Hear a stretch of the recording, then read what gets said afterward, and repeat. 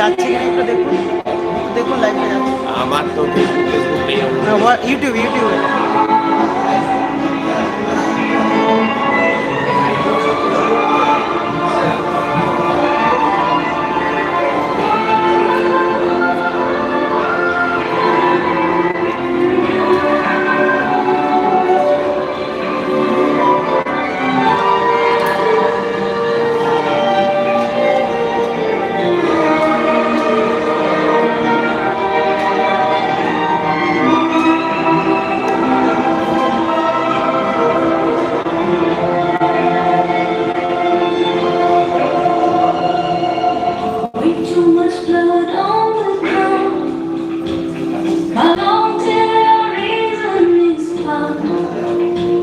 Operation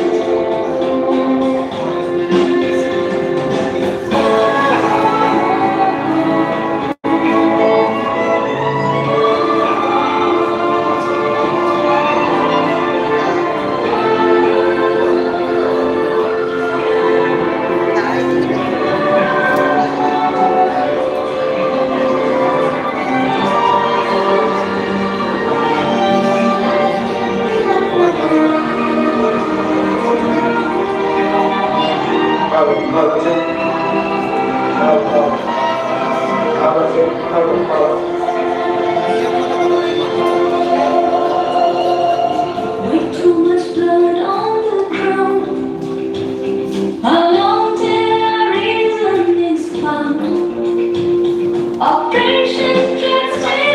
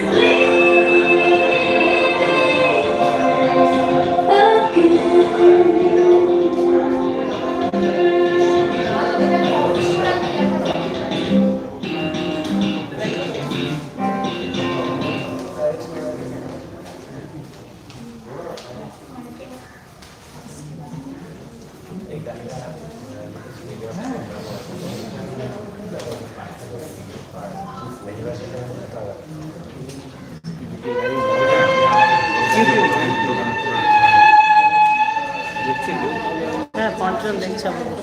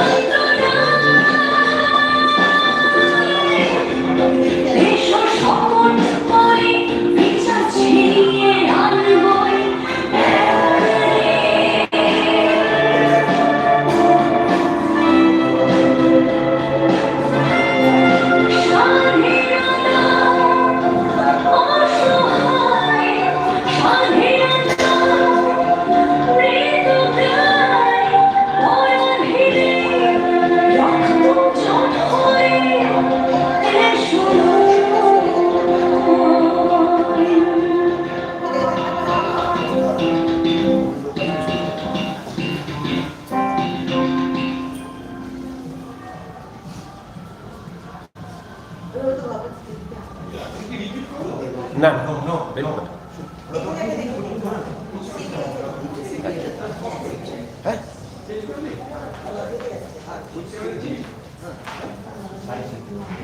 Good morning, everybody. Shubha Shakal. Freedom is really bleeding.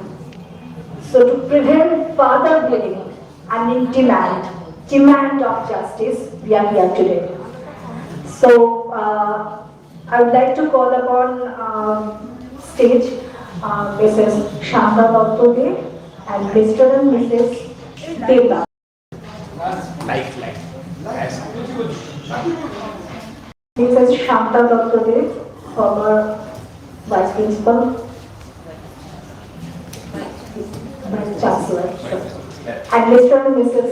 Devnath, on board, who are the key speaker of our program today.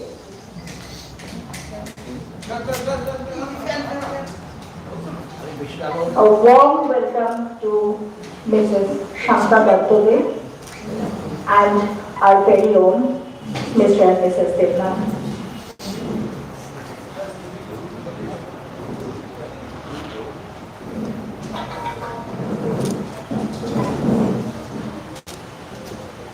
We have Rajastri Imanti and Palomita Roy virtually.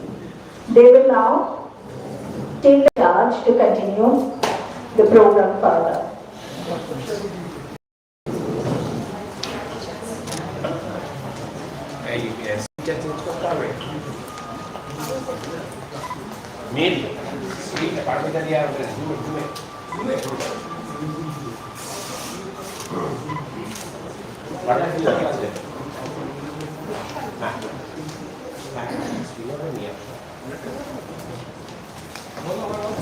So we have Professor Shanta Dattole,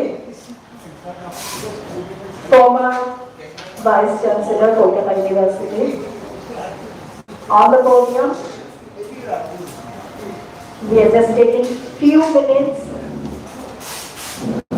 to settle down everything. And we have Rajastri Imanti and Palomita Roy virtually to continue the program globally.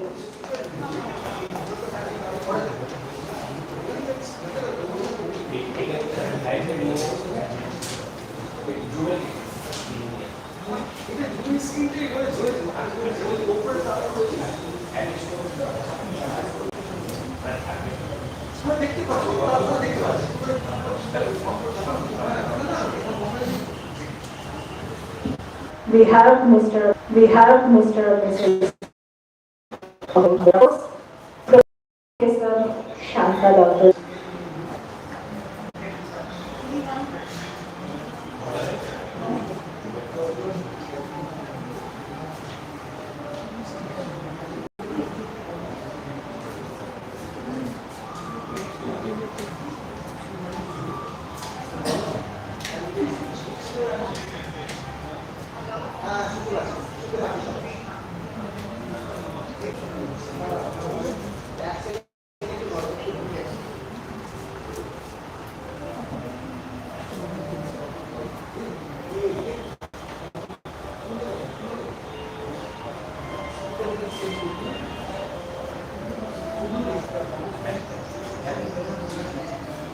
We are extremely sorry there must have been some technical glitch as this is a global program today.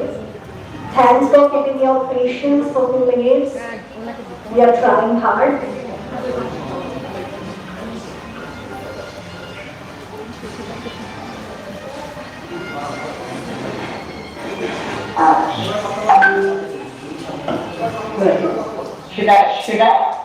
Should I?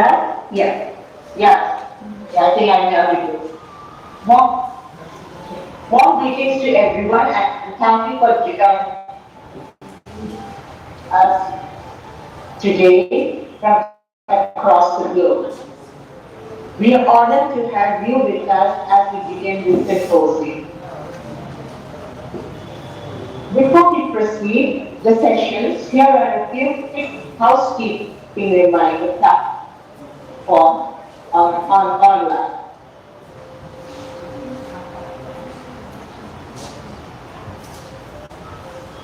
When you enter, please remember to write your registered name or the full name with you written in your registration. Please keep your microphone muted unless speaking. Avoid background noise.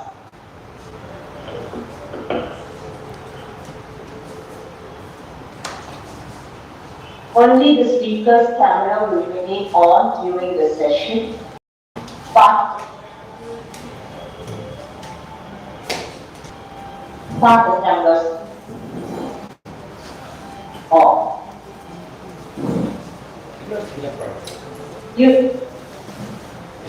Use the chat box for questions, comments, and feedback.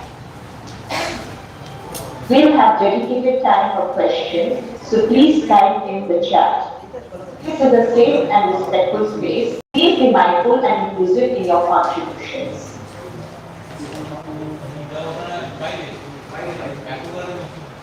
If you get disconnected, simply reach privately in the chat if you need any help. For smoother streaming, please close other applications or tabs using high internet bandwidth. Kindly stick to the allocated time if you are speaking to ensure smooth flow.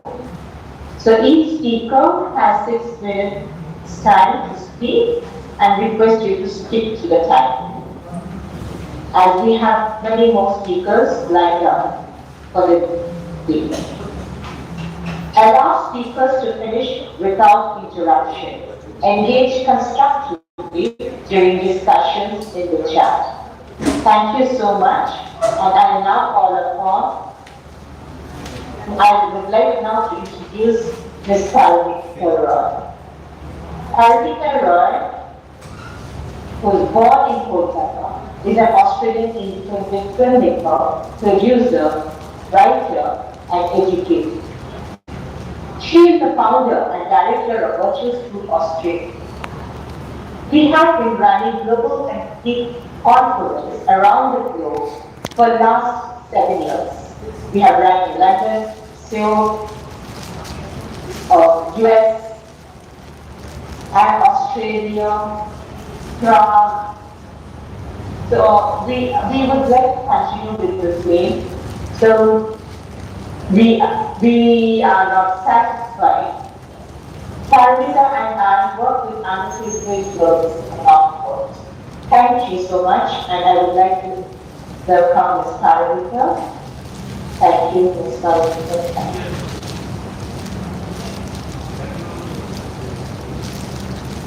Thank you, Rajashri, for these kind words. Yes, we will definitely continue with our conferences, yes, until we see the change. Change is not easy, but it will happen slowly. So, Shum Shakal Kolkata, can you all hear me? Can you hear my voice in Kolkata? How do I know? Yes, yes. Sorry, I lost it.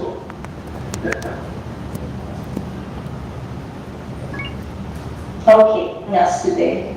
A special acknowledgement to those burning the midnight oil in the UK and Europe. I've seen some of our friends here, where it is 3:30 a.m. in the morning, and to our friends, of course, in the USA and Canada joining us late in the night, and to those across the African continent tuning in during the early hours of the morning, and to all our friends connecting from Australia and Pacific countries, good day to you all.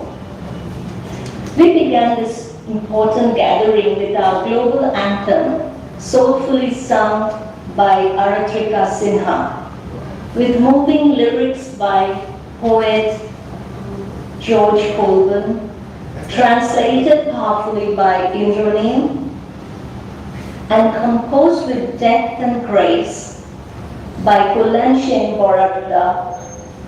We celebrate this powerful moment of global solidarity where music rises beyond borders and unites us all. My name is Paramita, a daughter of Kolkata, and as a member of the Global Solidarity community, I'm honored to launch this essential conversation and dialogue on our global platform. Thank you for showing up. Your presence matters. As every voice here adds strength to this global chorus, calling for zero tolerance towards all forms of gender-based violence. A special thank you to Dr. Madhumita Iyengar, who's joining us from Canberra, Australia, whose vision sparked this UN Orange Day activism effort. It was her leadership that lit the first flame, and as a global team, we simply followed that light to bring the symposium to life. Thanks to all our speakers, scholars, poets, activists, educators who have poured hours into preparing their insights, stories, and research to present here this morning. So settle in, grab your tea or coffee. I'm sure there are some refreshment there in the press club as well. And let this shared journey of empathy, truth, and dialogue begin. Firstly, let us think about why this symposium. Now, scholars state, echoing Michel Foucault's institution, silence, and the subtle networks that control which narratives live and which are buried. Gender-based violence, especially when survives inside this machinery of silence.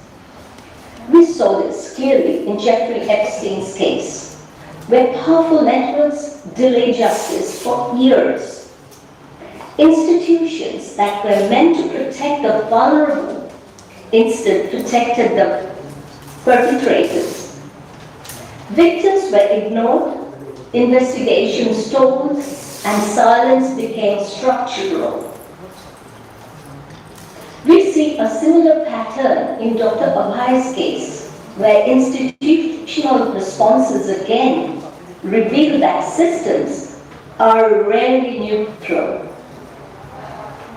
They often uphold power and allow the influential to evade accountability. The strength of the Epstein's case lies not in the action, not in the actions of institutions, but in the persistence of individuals who refuse to look away. Survivors who bravely told their stories, families who stood by them, journalists who investigated relentlessly, lawyers who pushed past red tape. It was not power, wealth, or position that uncovered the truth. It was the moral clarity and relentless effort of ordinary people. Despite the protection Epstein enjoyed from elite networks and powerful institutions, the truth emerged only because people refused to accept silence as justice.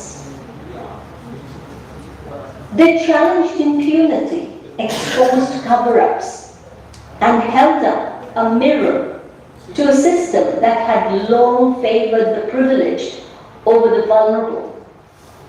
Their resistance shows us that when institutions fail, people don't have to, and that truth, no matter how deeply buried, has a way of rising to the surface. If we are brave enough to keep digging, of course. Albert Camus offers us another lens. In the midst of Sisyphus, we learn that refusing despair is itself as an act of meaning. Like Sisyphus, we continue not because the path is easy, but because persistence becomes a form of defiance and hope. This spirit lives on in Abhaya Mancha, and the junior doctors who, despite harassment and threats, refuse to be silenced.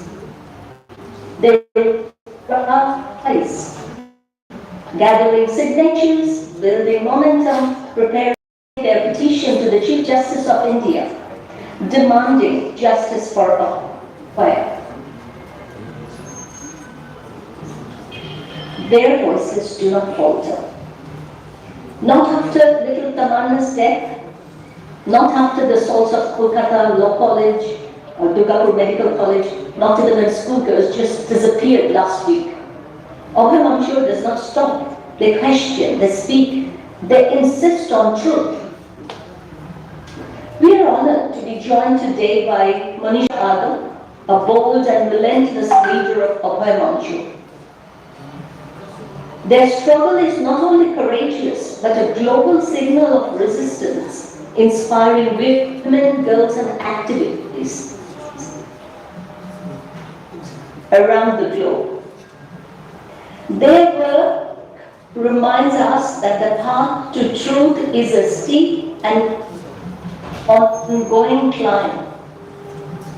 And that is why we are here, to echo their resistance,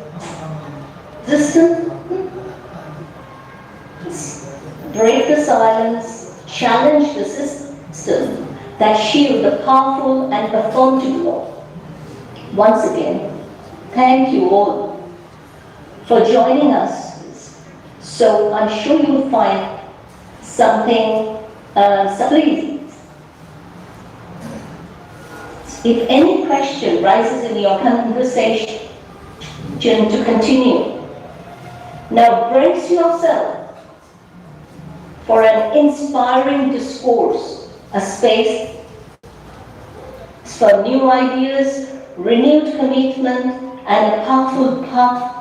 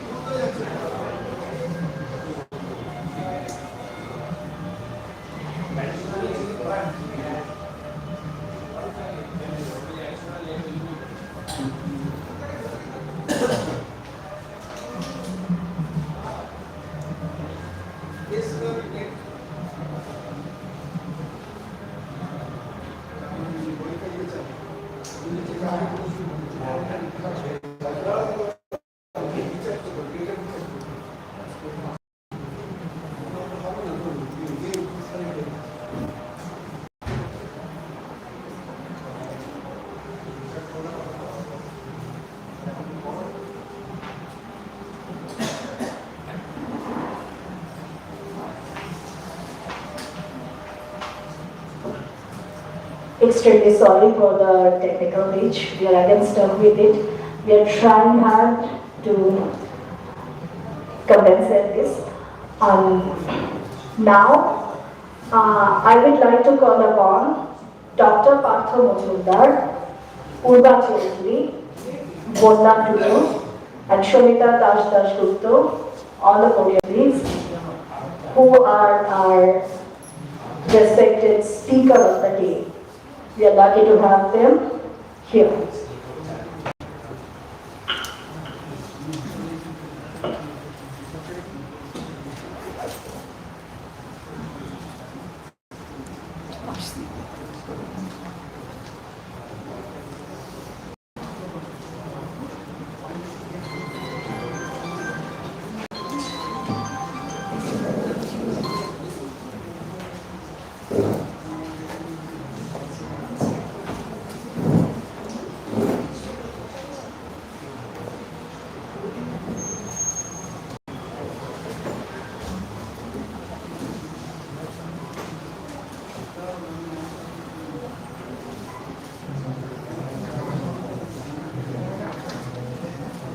Thanks for holding your patience.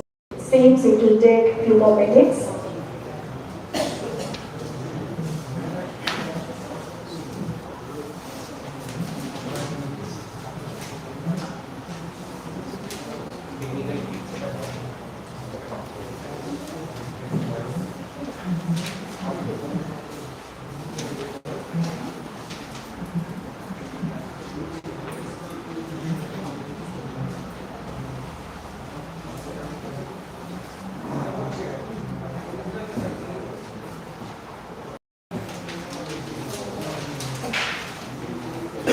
As we know that this particular room has little issues with connectivity.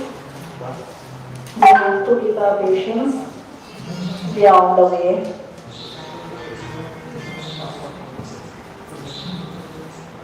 We all know that this is not a very peaceful day since morning, but I really congratulate all of you who are here, crossing all the difficulties that is there, not only today, but in today's world as a city.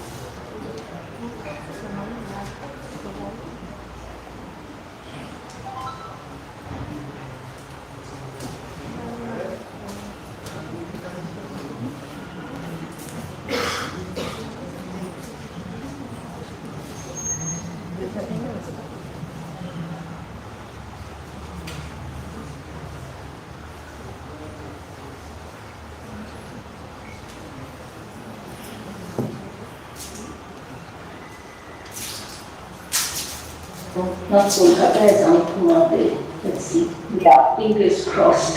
yeah. Fingers crossed. Well, we can see them. We can see them. It's on the screen. Great. A gentle reminder once again, if iPhone exam change your name. Serious problem. Oh, there you go.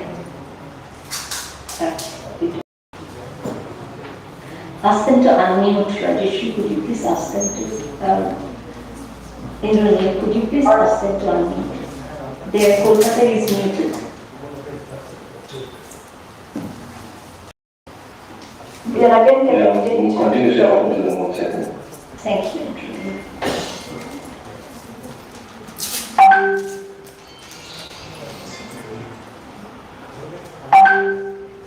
And meanwhile, I really congratulate heartily to all members of Abhaya Mancha for this initiative. We have another speaker among us, our very own Monisha.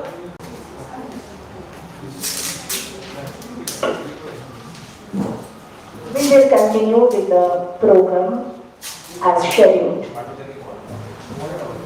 And Paramita Roy will be in charge for continuing the program further.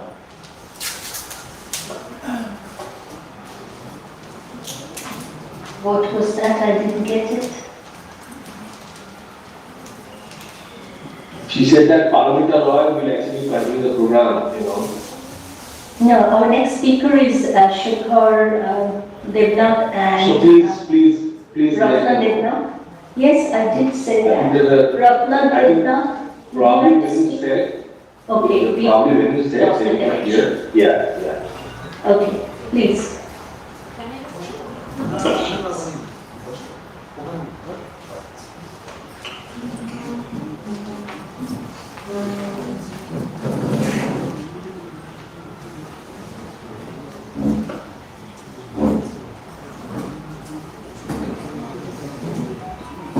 Recording in progress.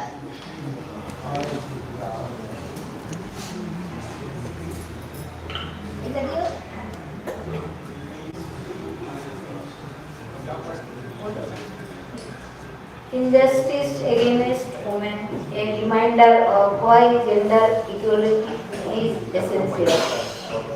To all respected individuals present here at the press club and to our global audience who are connected with us virtually, I offer my heartfelt respect and welcome.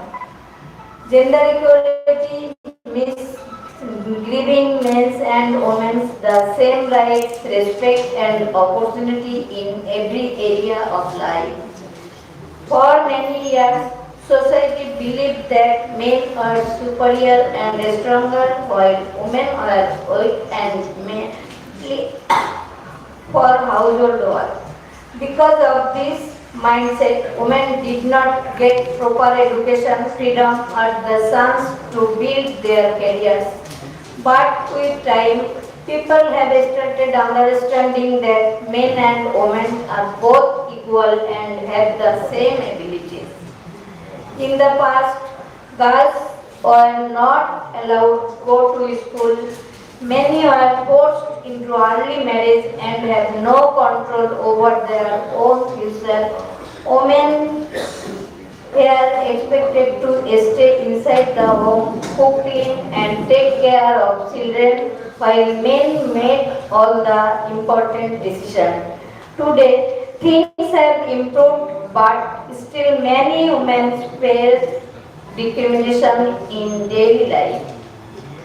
One of the major problems is the belief that only women should do household chores. So, even if a woman works outside, she has to do all the work at home. This puts a huge burden on her and stops her from achieving her dreams. To establish true gender equality, men must also take responsibility at home and support women employees. Education is the strongest weapon for achieving gender equality. When girls receive proper education, they become confident, independent, and aware of their rights. Education helps them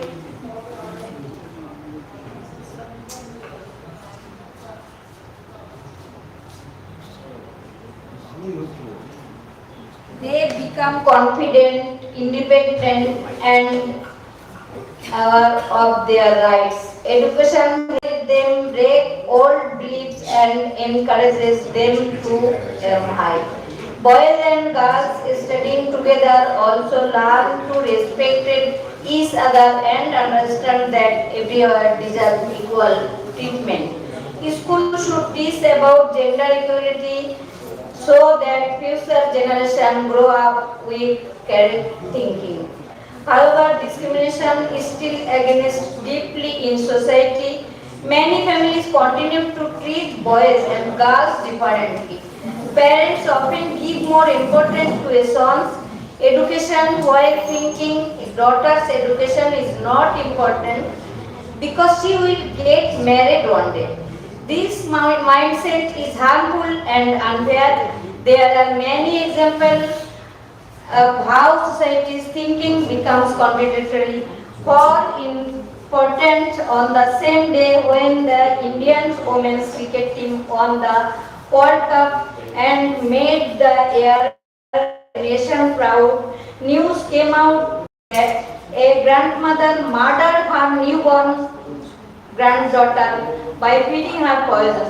Simply she was a girl. This is tragic incident show how deep-rooted gender discrimination it still is, even when women are proving their talent and bringing honor to country. Economic independence is also an important part of gender equality. When women earn money, they gain confidence and respect in society. They can support their families and also make their own decisions. Today, women are working in offices, government jobs, business, sports, science, and many other fields. However, even though the work hard, many women still today not receive equal pay or fair promotion opportunities. These equalities must be removed so that workplaces become safer and fairer of all women. Another important part of gender equality in ensuring safety for women. Many women still face harassment and violence both inside and outside their homes.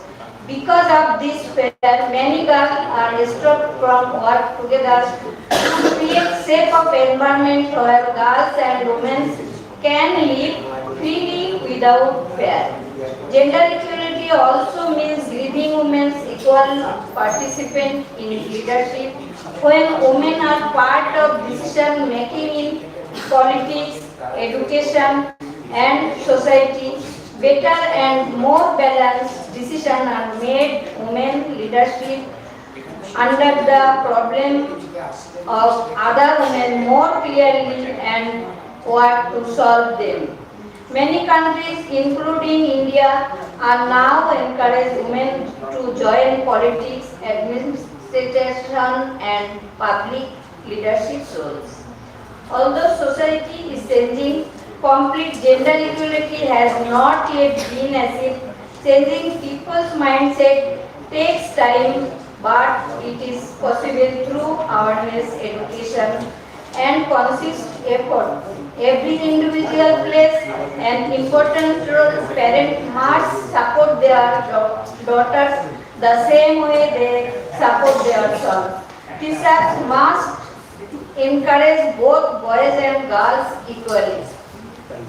Boys must learn from a young as the girls are not weak. They are equally strong, capable and deserving of respect.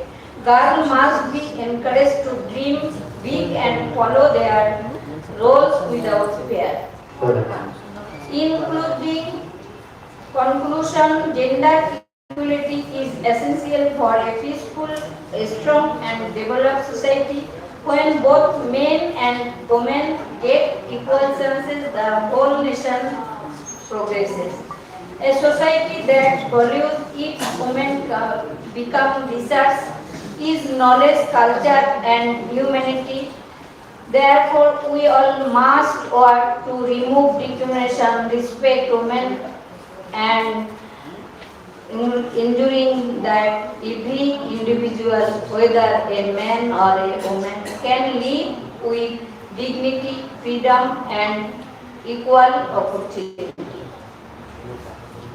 At last, I want to say that I feel proud of my daughter.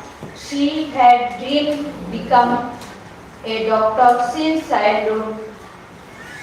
My daughter, who struggled a lot to become a doctor and who wanted to use the doctor prefix before her name, she was brutally raped and murdered while doing her duty at Arjikar Medical College and Hospital. But after this brutal incident, we can't her name with pride anymore just because of gender inequality. Our hearts are broken, our lives are shattered, and our daughters' dreams are left unfinished.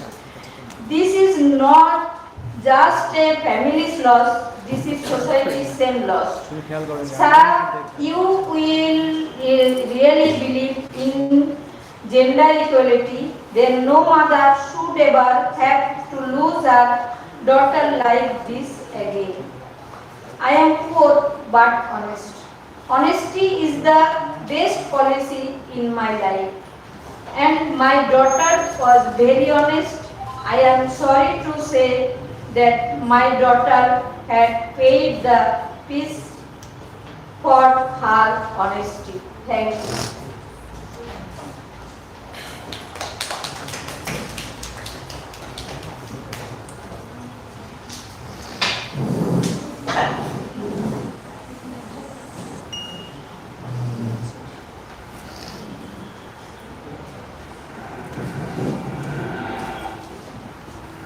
Mister Debnath কিছু বলবেন?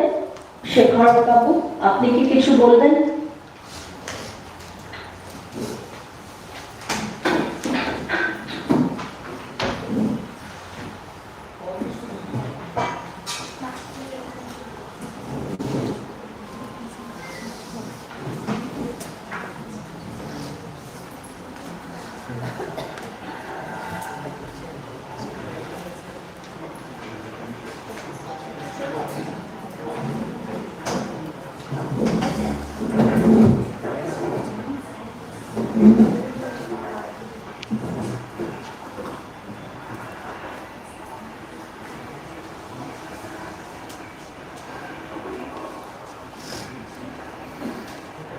Namaskar.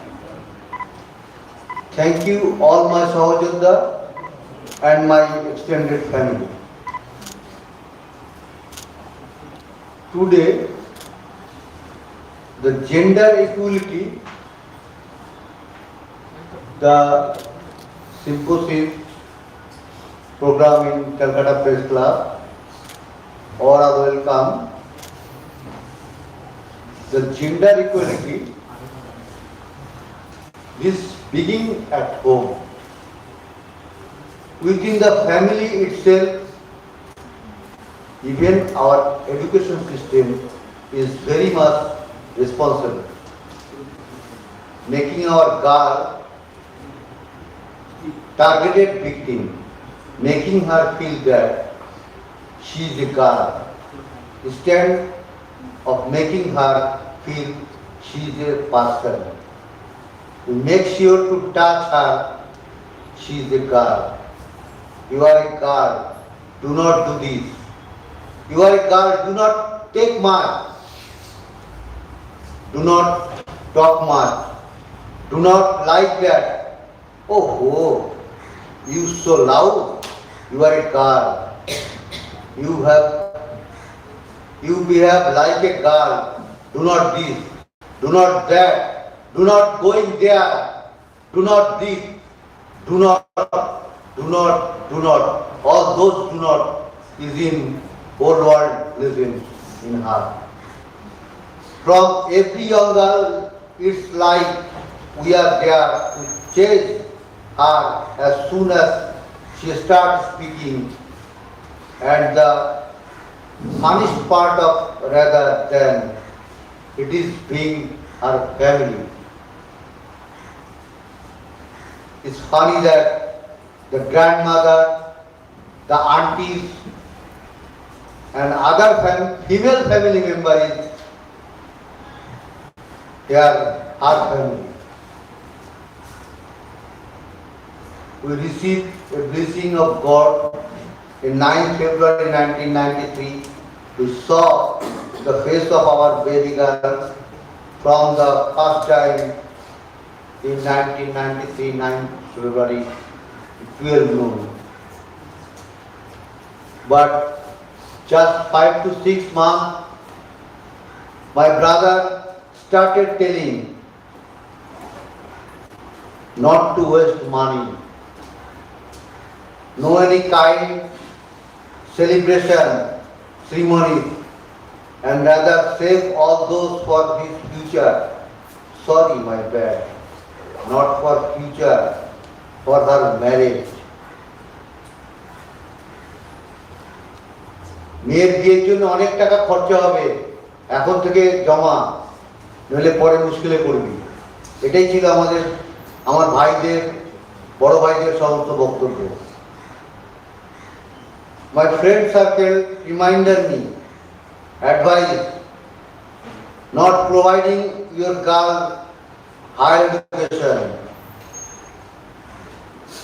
যদি উচ্চ শিক্ষিত হয়, তার জন্য তোর বর খুঁজতে, মেয়ের বর খুঁজতে তোর কষ্ট হবে, অনেক চিন্তা ভাবনা করতে হবে। এটাই ছিল আমাদের সমাজের, আমার বন্ধু বান্ধবের বক্তব্য।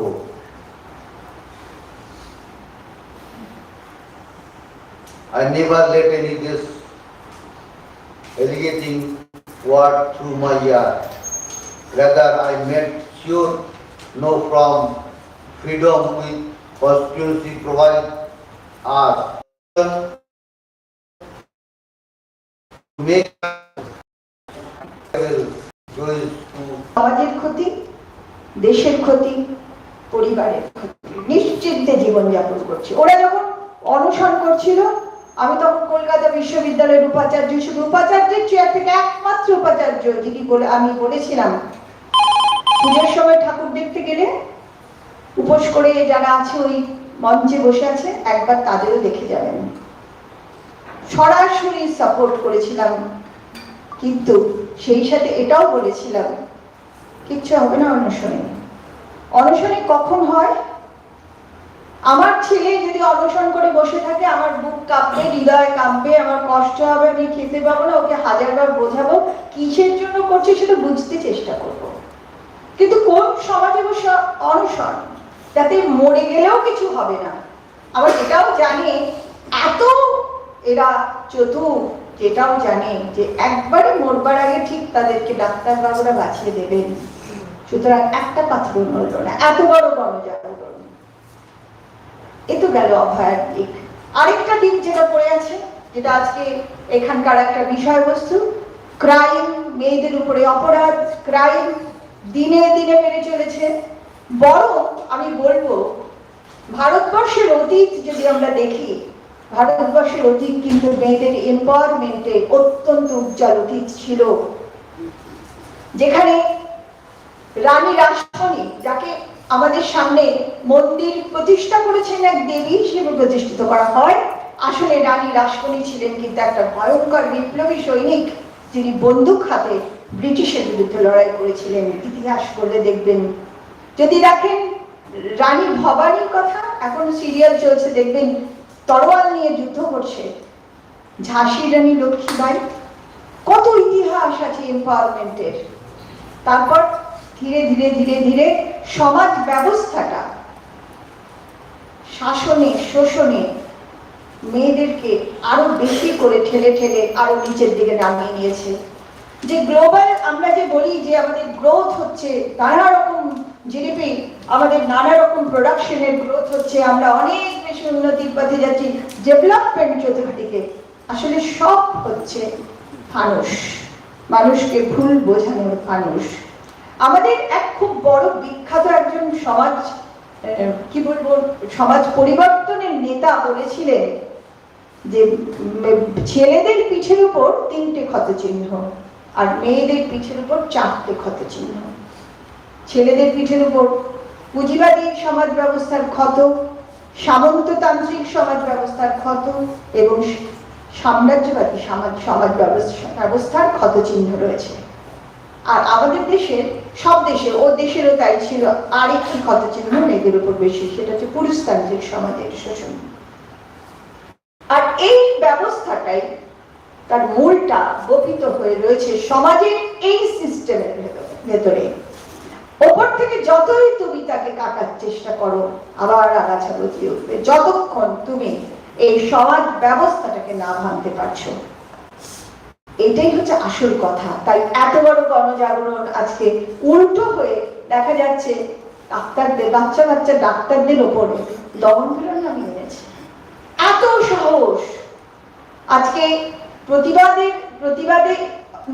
95% মানুষকে নিয়ে আমি বিশ্ববিদ্যালয়কে অন্য বাতাবরণ তৈরি করেছিলাম। সব রকম রাজনৈতিক মানুষ ছিল তাতে, কিন্তু রাজনৈতিক ঝান্ডাগুলো বাইরে ফেলে এসে পাশে দাঁড়িয়েছিল। খুব বুদ্ধি খাটিয়ে বিচার ব্যবস্থাকে জড়িয়ে আমাকেও সরিয়ে দেওয়া হয়েছে। অভয়া পৃথিবী থেকে সরে গেছে, আমি শিক্ষা ব্যবস্থা থেকে দূরে সরে এসেছি, কিন্তু মুখ থামাতে পারেনি, কারণ এখনো আমি বেঁচে আছি, বারে বারে বলছি কথাগুলো।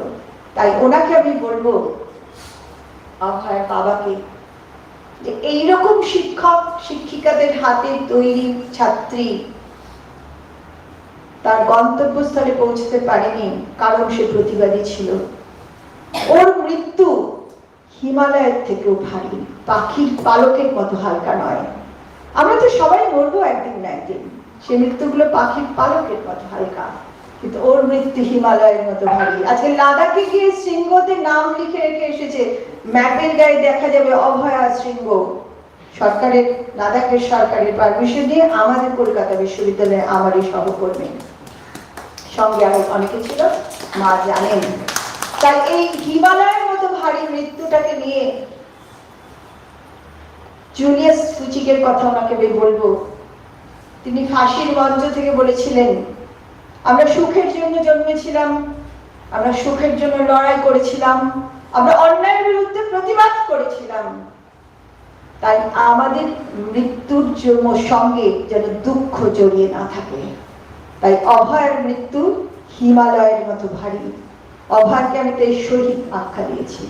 তবুও আমরা স্বপ্ন দেখি, মানুষ তো স্বপ্ন দেখে বলেই বেঁচে থাকে। সারা পৃথিবী জুড়ে আমরা স্বপ্ন দেখছি। কি স্বপ্ন দেখছি আমরা? আমরা স্বপ্ন যেটা দেখছি সেটাকে কবিতা এক বিখ্যাত সমাজ সংস্কারক এবং প্রতিবাদী একজন লেখকের লেখার থেকে বলছি, সেটা দিয়ে শেষ করবো আমার বক্তব্য। শত ফুল বিকশিত হোক, যত আগাছা নির্মূল হোক, তোমরা যুবরাই সকালের সূর্য, যেন ৮টা ৯টার পৃথিবীতে আনবেই নতুন এক বসন্ত। মুক্ত জনগণ ভরিয়ে দেবে পৃথিবীতে মুক্ত বাতাস, সেখানে নারীরা থাকবে জুড়ে পৃথিবীর অর্ধেক আকাশ। ধন্যবাদ।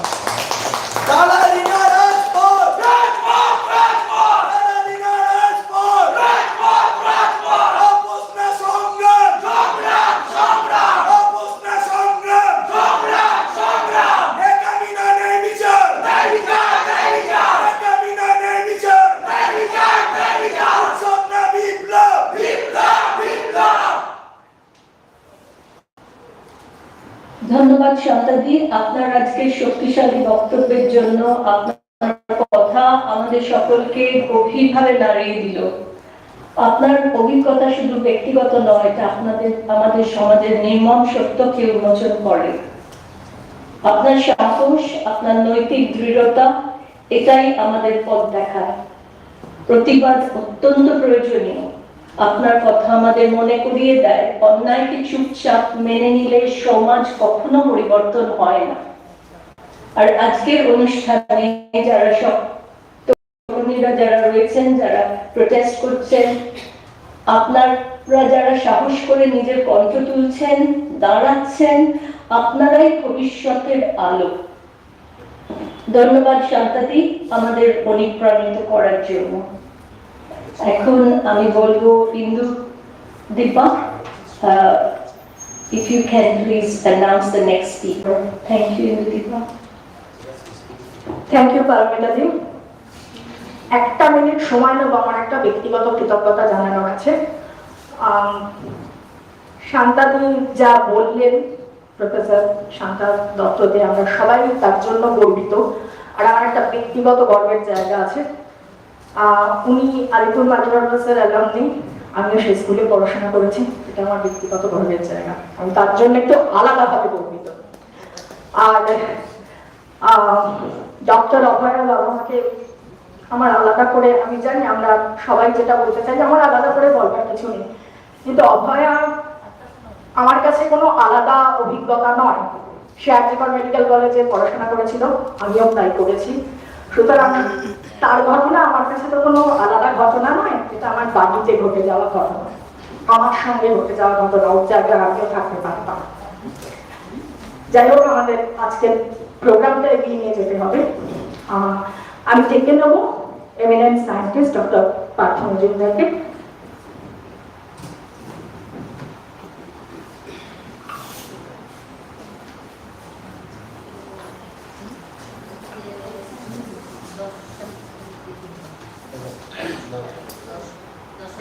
Wherever you are, good morning, good afternoon, good evening.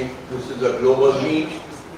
So I will speak in English primarily because I would like my sentiments heard throughout the world, even if your mother tongue is not Bengali. The first thing that I would like to say is that not only I express my solidarity with this movement. As a matter of fact, many of the people in the audience, I don't know them personally, but I can vouch that I've met them on the streets of Calcutta. The biggest ever mass uprising that I've seen throughout my life, and I'm over 70 now. During the 1970s, we had seen some uprising, but this was for a social cause, and it was so spontaneous, and it was absolutely stunning. And the fact that Abhaya's parents have kept up their spirits and are actually still fighting the battle, and only a few of us are with them. I don't see any mass uprising anymore on the streets of Calcutta. I wish they would continue, but again, people's patience are limited, and therefore people sort of get upset that nothing is happening. And to repeat a cliche, justice delayed is justice denied, and I hope that justice will not be denied. And I can assure Abhaya's parents that we are with them and we will be with them as long as this battle is kept up. I expressed my sentiments in tune with the previous speaker, Professor Shanta Dr., that this is not about gender violence, this is not about gender equity. Abhaya did not die because she was a female. She died because she protested against a powerful lobby. That's exactly why she passed away. That's exactly why she had to lay down her life. This is against power, it's not just against gender. However, it is true that people, those who belong to the female gender, they have an additional, like my previous speaker said, an additional stab on their back. And that stab is that they belong to this particular gender and we look down upon that gender. I think it's a matter of education, and unless the level of education increases in this country and spreads throughout, and by education I don't mean bookish education, what I really mean is education that really uplifts your soul, and that's how it should happen, and if it doesn't happen, it doesn't happen. It has been a long time that it did not happen. I'm not very, can't predict when it might happen, but hopefully it will happen. We are not seeing that it is improving. We have seen very recently what has happened in Jabalpur University. So and I can cite many more cases throughout the country. It's really not happening as rapidly as we would wish. And these kinds of meetings are also not happening as widely as one would wish. But again, it's all our hope that this is going to happen, that gender equality is going to happen, that there will be equality of both genders in all spheres of life.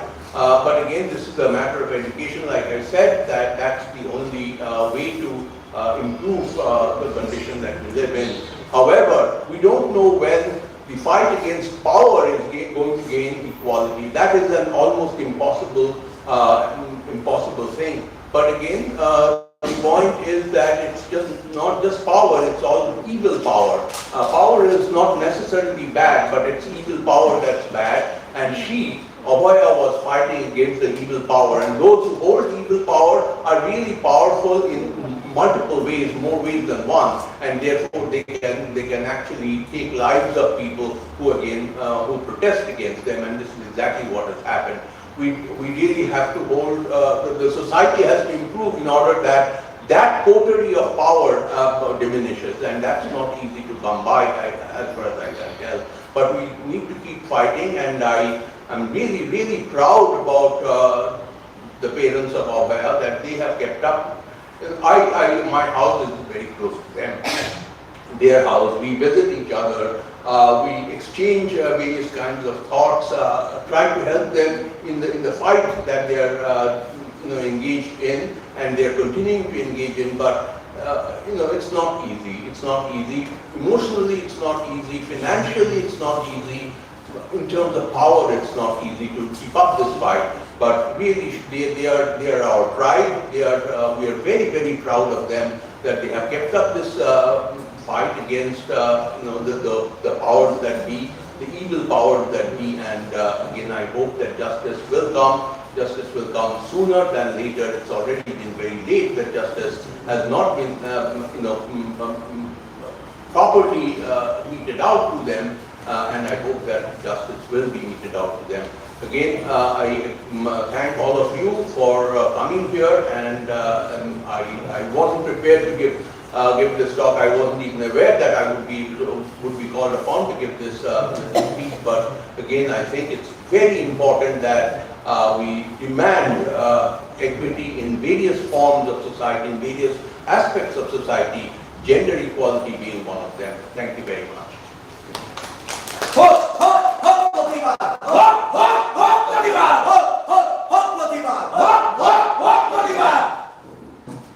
My heartfelt thanks to Dr. Partha Mojumdar for the insightful speech.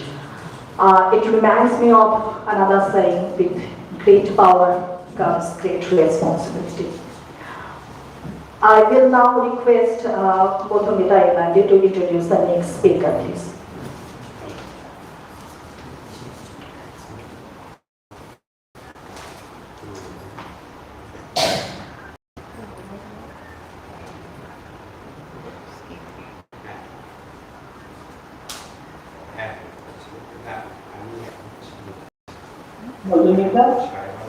Oh, hi.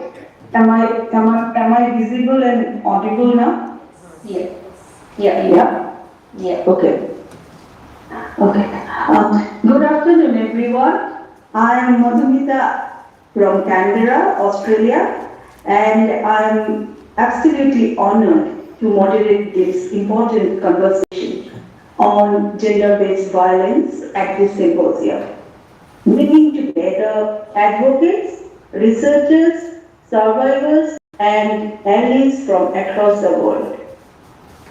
I extend my heartfelt thanks and sincere gratitude to each one of you for choosing to be here today, from different countries, different time zones, and on a weekend, that too on a Sunday. To listen, to learn, to reflect, and to stand together against violence, discrimination, and the silence that often surrounds us. Your presence here itself, whether in person or online, itself is a form of solidarity, a statement that gender-based violence is not a local tragedy, but a global injustice that concerns us all. But before I start formally, I would like to acknowledge the traditional owners and custodians of all land in Australia, from where some of us are meeting today, and would like to pay my respects to their elders, past, present, and emerging. I would also like to acknowledge other Aboriginal and Torres Strait Islander people who may be attending today's event. This symposium is being held in honor of Dr. Abhaya, where we gather today with heavy hearts, united in grief, outrage, and determination. Dr. Abhaya's death is not only a personal tragedy, it's a devastating reminder of the violence women continue to face even in spaces meant for healing, learning, and service. Dr. Abhaya dedicated her life to saving others. Yet, what an irony, the system could not protect hers. Her story has shaken medical professionals, students, women, and communities across the world, and today we stand together to demand what she was denied: safety, justice, dignity, and accountability. And our conversation at this symposium today reaches beyond this one tragedy. This symposium speaks to every woman whose suffering has been ignored and even survivor still waiting for justice. Gender-based violence is not an isolated act. It's a systemic failure shaped by silence, inequality, and impunity. It's a dialogue to be continued with actions. As we continue this dialogue, it's my privilege to introduce our distinguished speaker, Miranda Zivica. Miranda is a Zimbabwean Australian speaker, emerging author, and founder of Elevate Growth, a coaching and personal development consultancy dedicated to empowering women, migrants, and purpose-driven leaders. She is a powerful advocate for women's rights and a respected community leader whose work amplifies the voices of multicultural women across Canberra and Australia. Her lived experience, coupled with her strong commitment to equity and social justice, makes her a compelling voice in today's conversation. We are privileged to have her with us today to guide this critical conversation on violence, justice, and collective action. Please welcome Miranda Zebitsa. Wow, thank you very much, Madam Leader, for such a wonderful introduction. I want to begin by acknowledging the life of Dr. Abhaya, a young woman who entered the medical profession not to gain power, but to serve, to heal, and to restore. She carried compassion in her hands and a future full of promise. And yet, the very place where healing is meant to occur, her own life was cut short through a violence that no woman, no daughter, no colleague should ever face. Today we speak her name not only in grief, but in defiance. Defiance against a world that still allows women to be unsafe, to be unheard, and to be unprotected. Violence against women and girls is not an isolated incident. It is not a rare tragedy that occurs somewhere far away. It is a pattern of a global system, a pattern that stretches across countries, cultures, professions, and generations. Whether we are in India, we are in Australia, in Africa, in Europe, or the Americas, the message is painfully familiar. Women are still asked to carry the burden of a broken system. A system that blames them, that silences them and fails to protect them. I come from Zimbabwe, where we have long been the backbone of communities. And I now live here in Australia, where we find women from many nations coming here for safety, for opportunities, and for hope. Yet one truth remains across this. When a woman is unsafe anywhere, women are unsafe everywhere. It doesn't matter where you are. Dr. Abhaya's tragedy is not just an individual failure. It is a failure of systems and cultures that still normalize violence and excuse impunity. That is why today is very important, why this Global Orange Day matters. Ending violence is not a single event. It is a movement, a sustained commitment, and a shared responsibility. So today, as we reflect on Dr. Abhaya's life, I want to highlight 3 truths that can guide us forward. Number 1, violence against women is not a woman's issue. It is a societal issue. We must reject the idea that women alone carry responsibility for their own safety. When a woman is harmed, a whole community is harmed. Families collapse. Workplaces suffer. Future generations lose their role models, their nurturers, their innovators, their leaders. The burden must no longer fall solely on women to protect themselves. We must build cultures and institutions and legal systems that protect them. Prevention is a collective duty, and justice must be non-negotiable.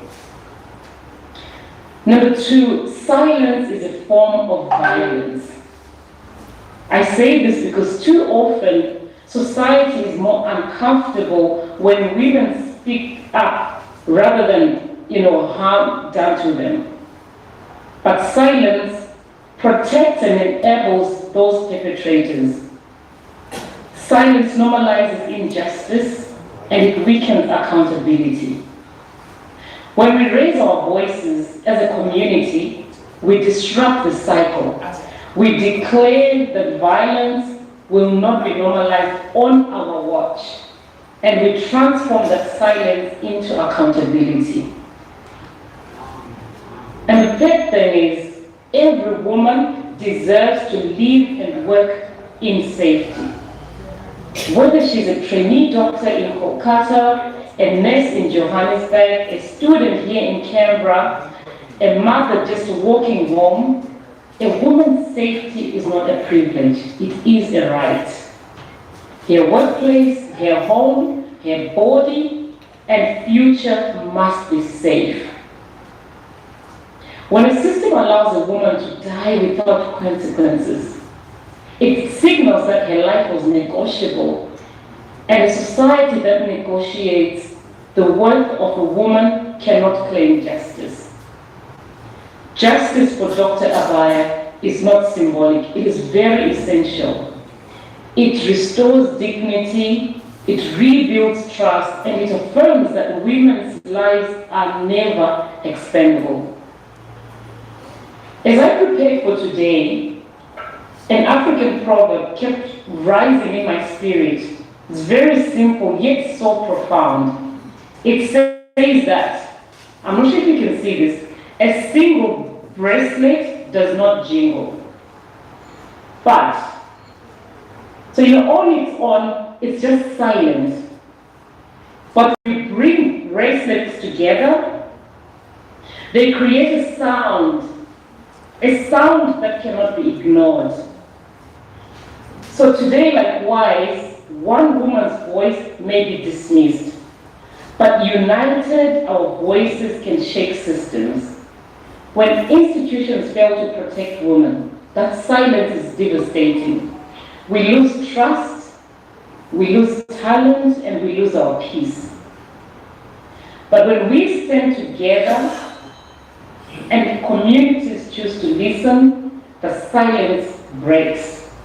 We rebuild structures where women are not only present, but protected, where they are valued and respected. Dr. Abhaya should be here today. She should be learning, she should be serving, and she should be dreaming. She cannot speak. So her silence becomes our sound. Her absence calls us to raise our voices. Together we are the bracelets that jingle, a collective demand for justice and accountability. Her life mattered, her dreams mattered, her safety mattered, and her justice still matters. May her legacy spark reform and strengthen our resolve. To the global community, thank you for championing this cause. To her colleagues, her family, her parents, whom we heard from, we stand with you. And to every woman listening, your life is precious. Your voice matters, and your safety is your right. May we carry this torch of justice until violence against women is not reduced, but ended. Thank you very much.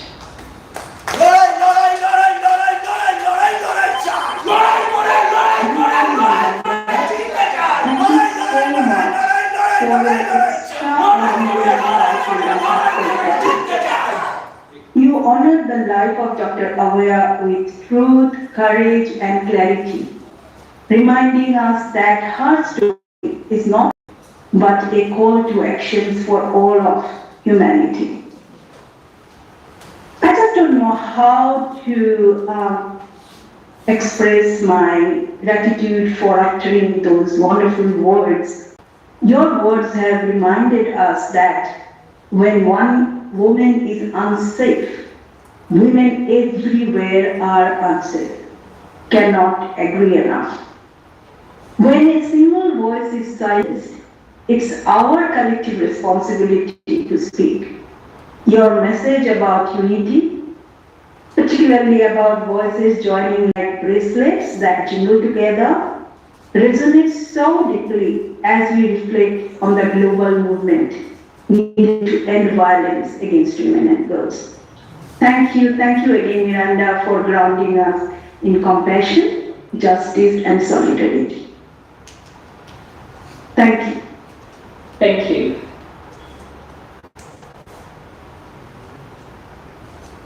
Thank you, Madhumita. I would now like to introduce Maimuna Mullah. It is a privilege to introduce Ms. Maimuna Mullah, an inspiring figure who has devoted 43 years to the All India Democratic Women's Association.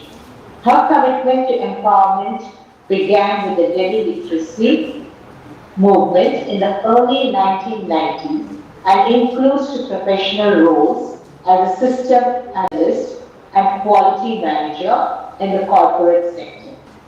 Today, as a Central Executive Committee member of AIDWA and a full-time activist, she stands at the forefront of India's struggle for women's rights, justice, and equality, bringing decades of experience, passion, and unwavering dedication to the movement. We welcome you, Maimuna Mullah. Thank you. Yes. Thank you, Rajshri. Thank you. It's a privilege to be here. But first I must say, hope, hope, hope, Pratibha.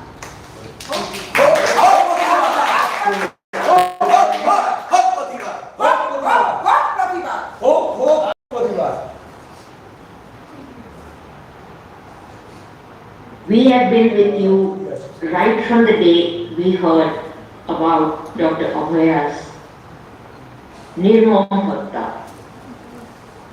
And we shall always be with you because we know that that crime cannot be forgiven and cannot be forgotten.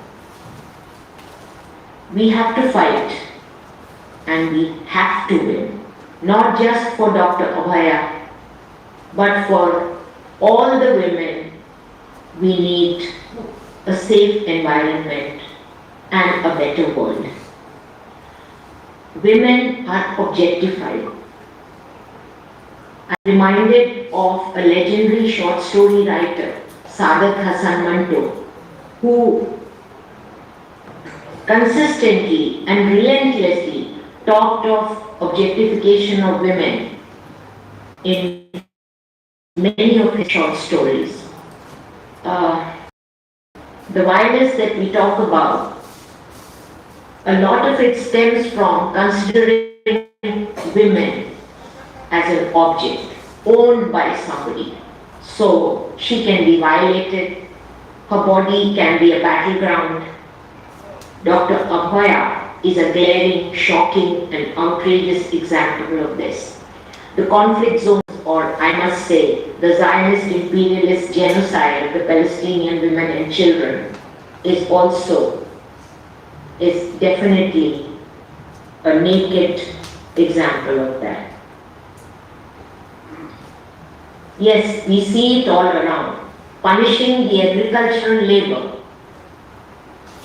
the so-called upper caste men have the liberty to vandalize a Dalit girl.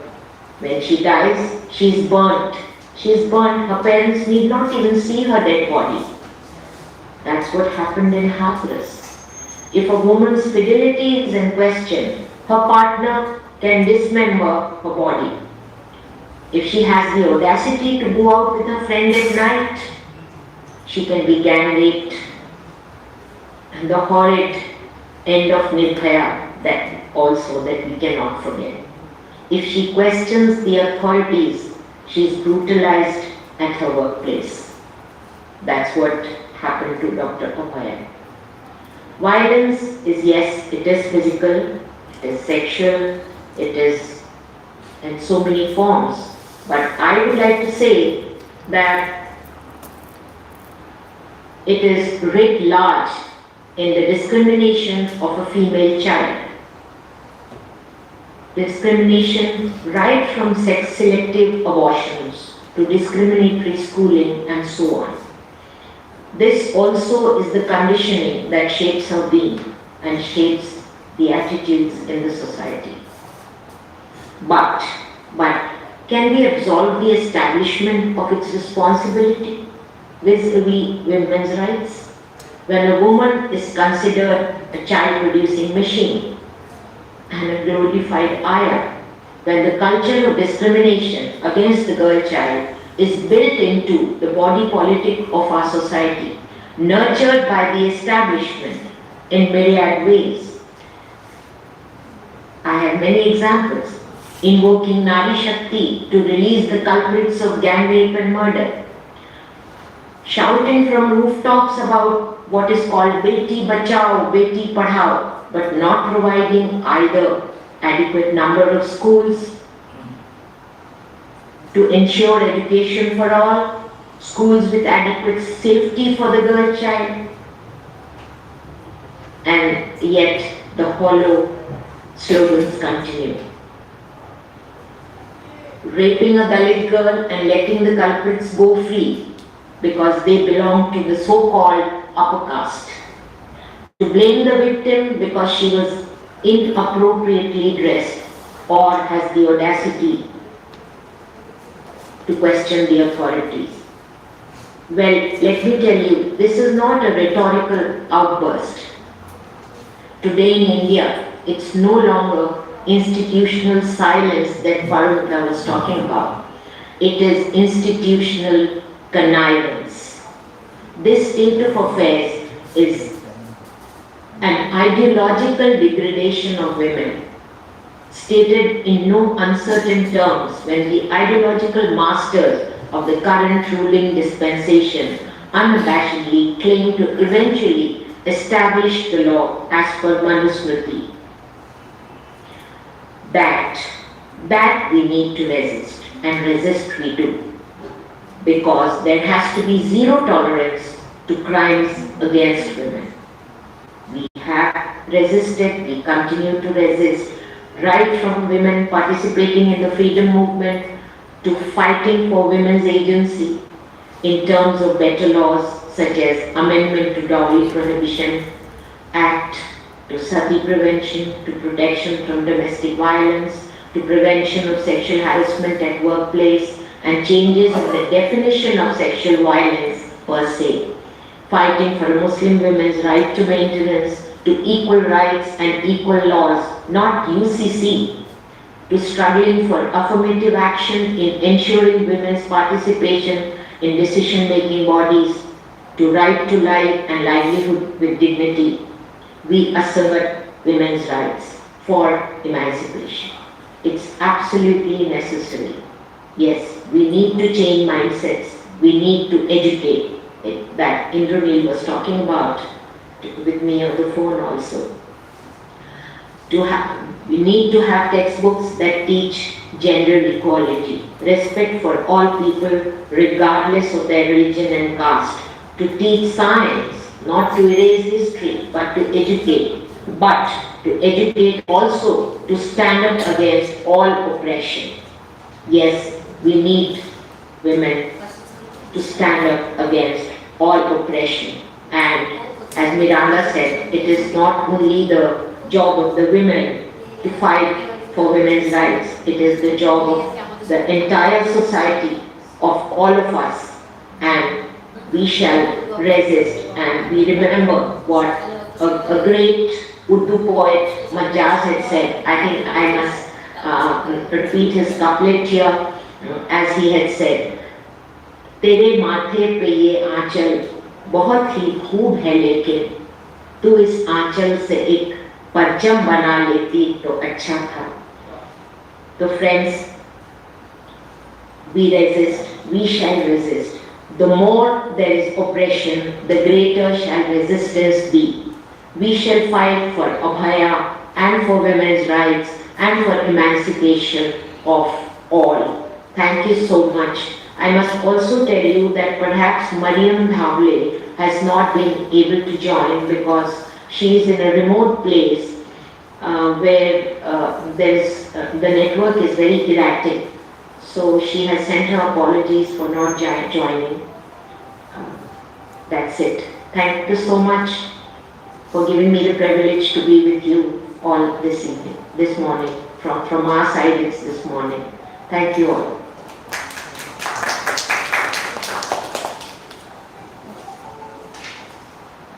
Thank you, Maimuna Volga, for that powerful and deeply insightful speech. You reminded us that women must continue to fight and must continue to win. You highlighted how women are objectified and how violence takes so many forms, often beginning from the moment a girl is born. Your words brought to light how safety, dignity, and equality are affected by deep institutional discrimination. We are truly grateful for your clarity, your conviction, and your lifelong commitment to struggle. Thank you so much, and we are very honored to have you on the platform. I would now like to introduce Shivani Sinha. Shivani Sinha is a distinguished retired librarian whose career spans academia, public school, and special libraries across India, Australia, and Papua New Guinea. Her deep expertise and lifelong commitment to education and information access have supported and inspired learners and educators across continents. As the principal sponsor of the symposium, her unwavering encouragement and belief in dialogue and collective action have been instrumental in making this event possible. We thank her for her generous support.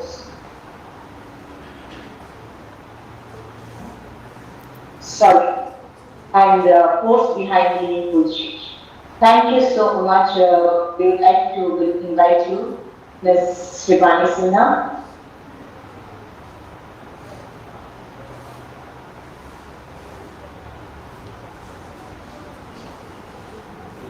Is she there?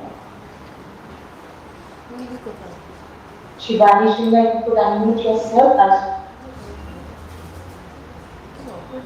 I don't see her.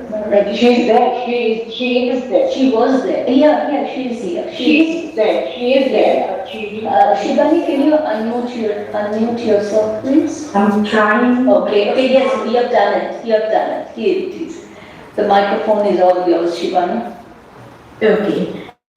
Thank you, Paramita. Thank you, Rajeshri, for your kind words. Good morning, Kolkata. Namaskar to the guests of Abhaya Mancha, and warm greetings to our honorable speakers and attendees joining from across India and around the world. I'm deeply honored to be a part of this symposium. I live in Cairns, Australia, but despite the vast geographical distance, horrific incidents in India such as the Article rape and murder case shook us all to the core. We feel frustrated, anguished, heartbroken. The question haunts us, what does safety truly mean for women and girls? Violence against women is not a recent issue. It is one of the oldest and more persistent social injustices, and it demands urgent action. Approximately 840 million women worldwide have experienced partner or sexual violence in their lifetime, according to WHO.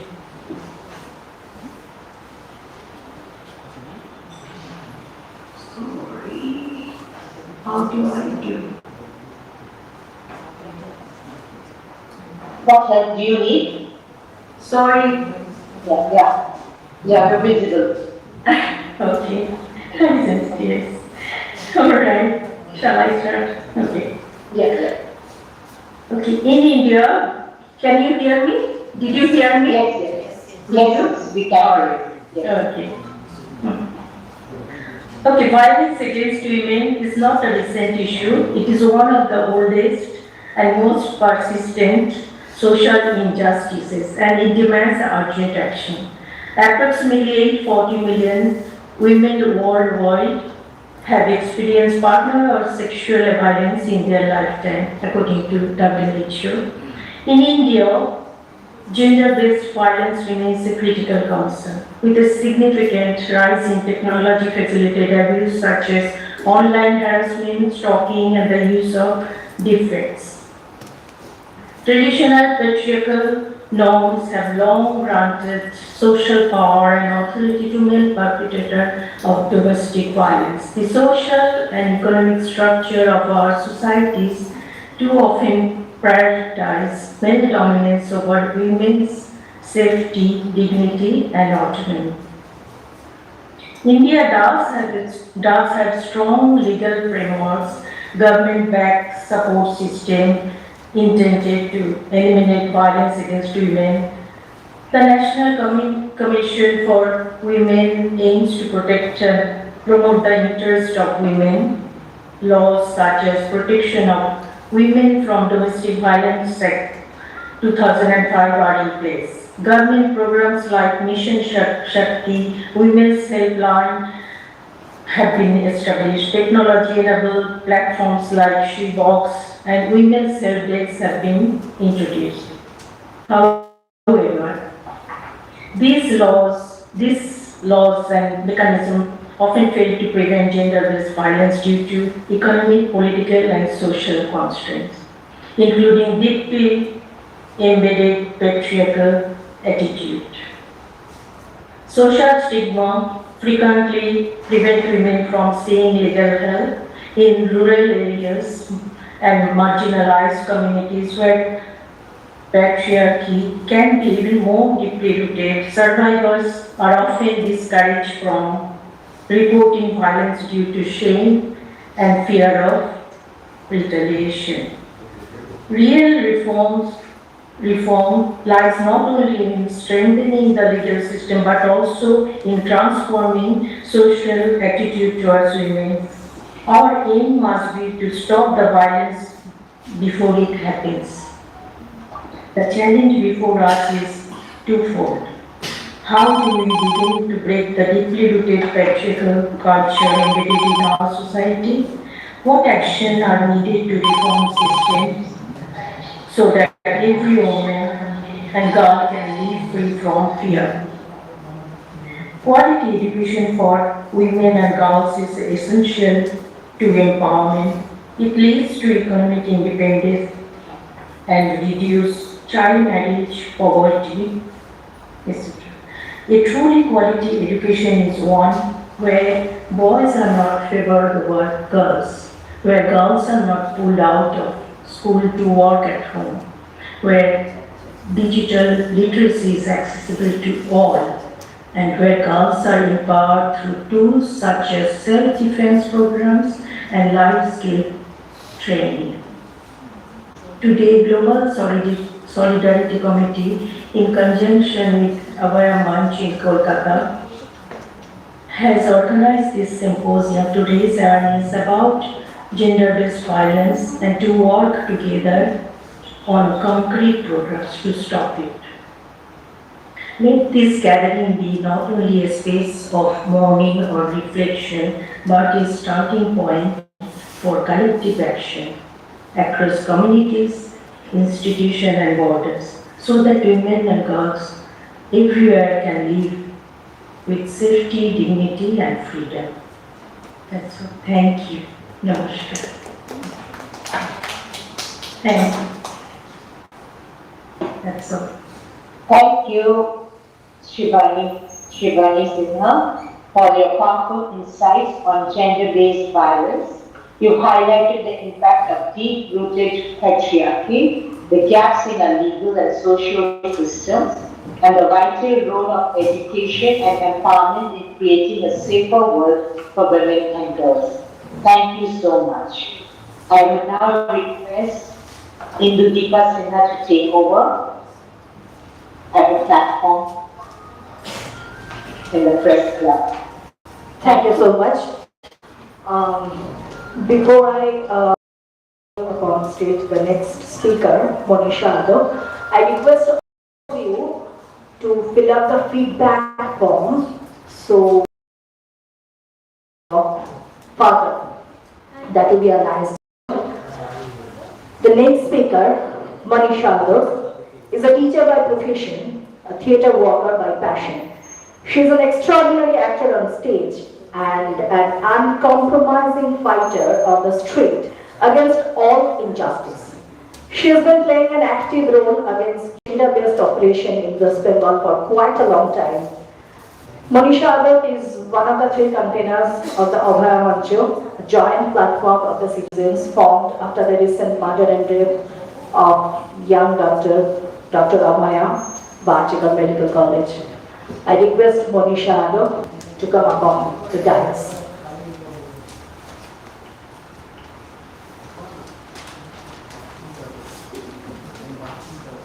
Thank you Indudipa.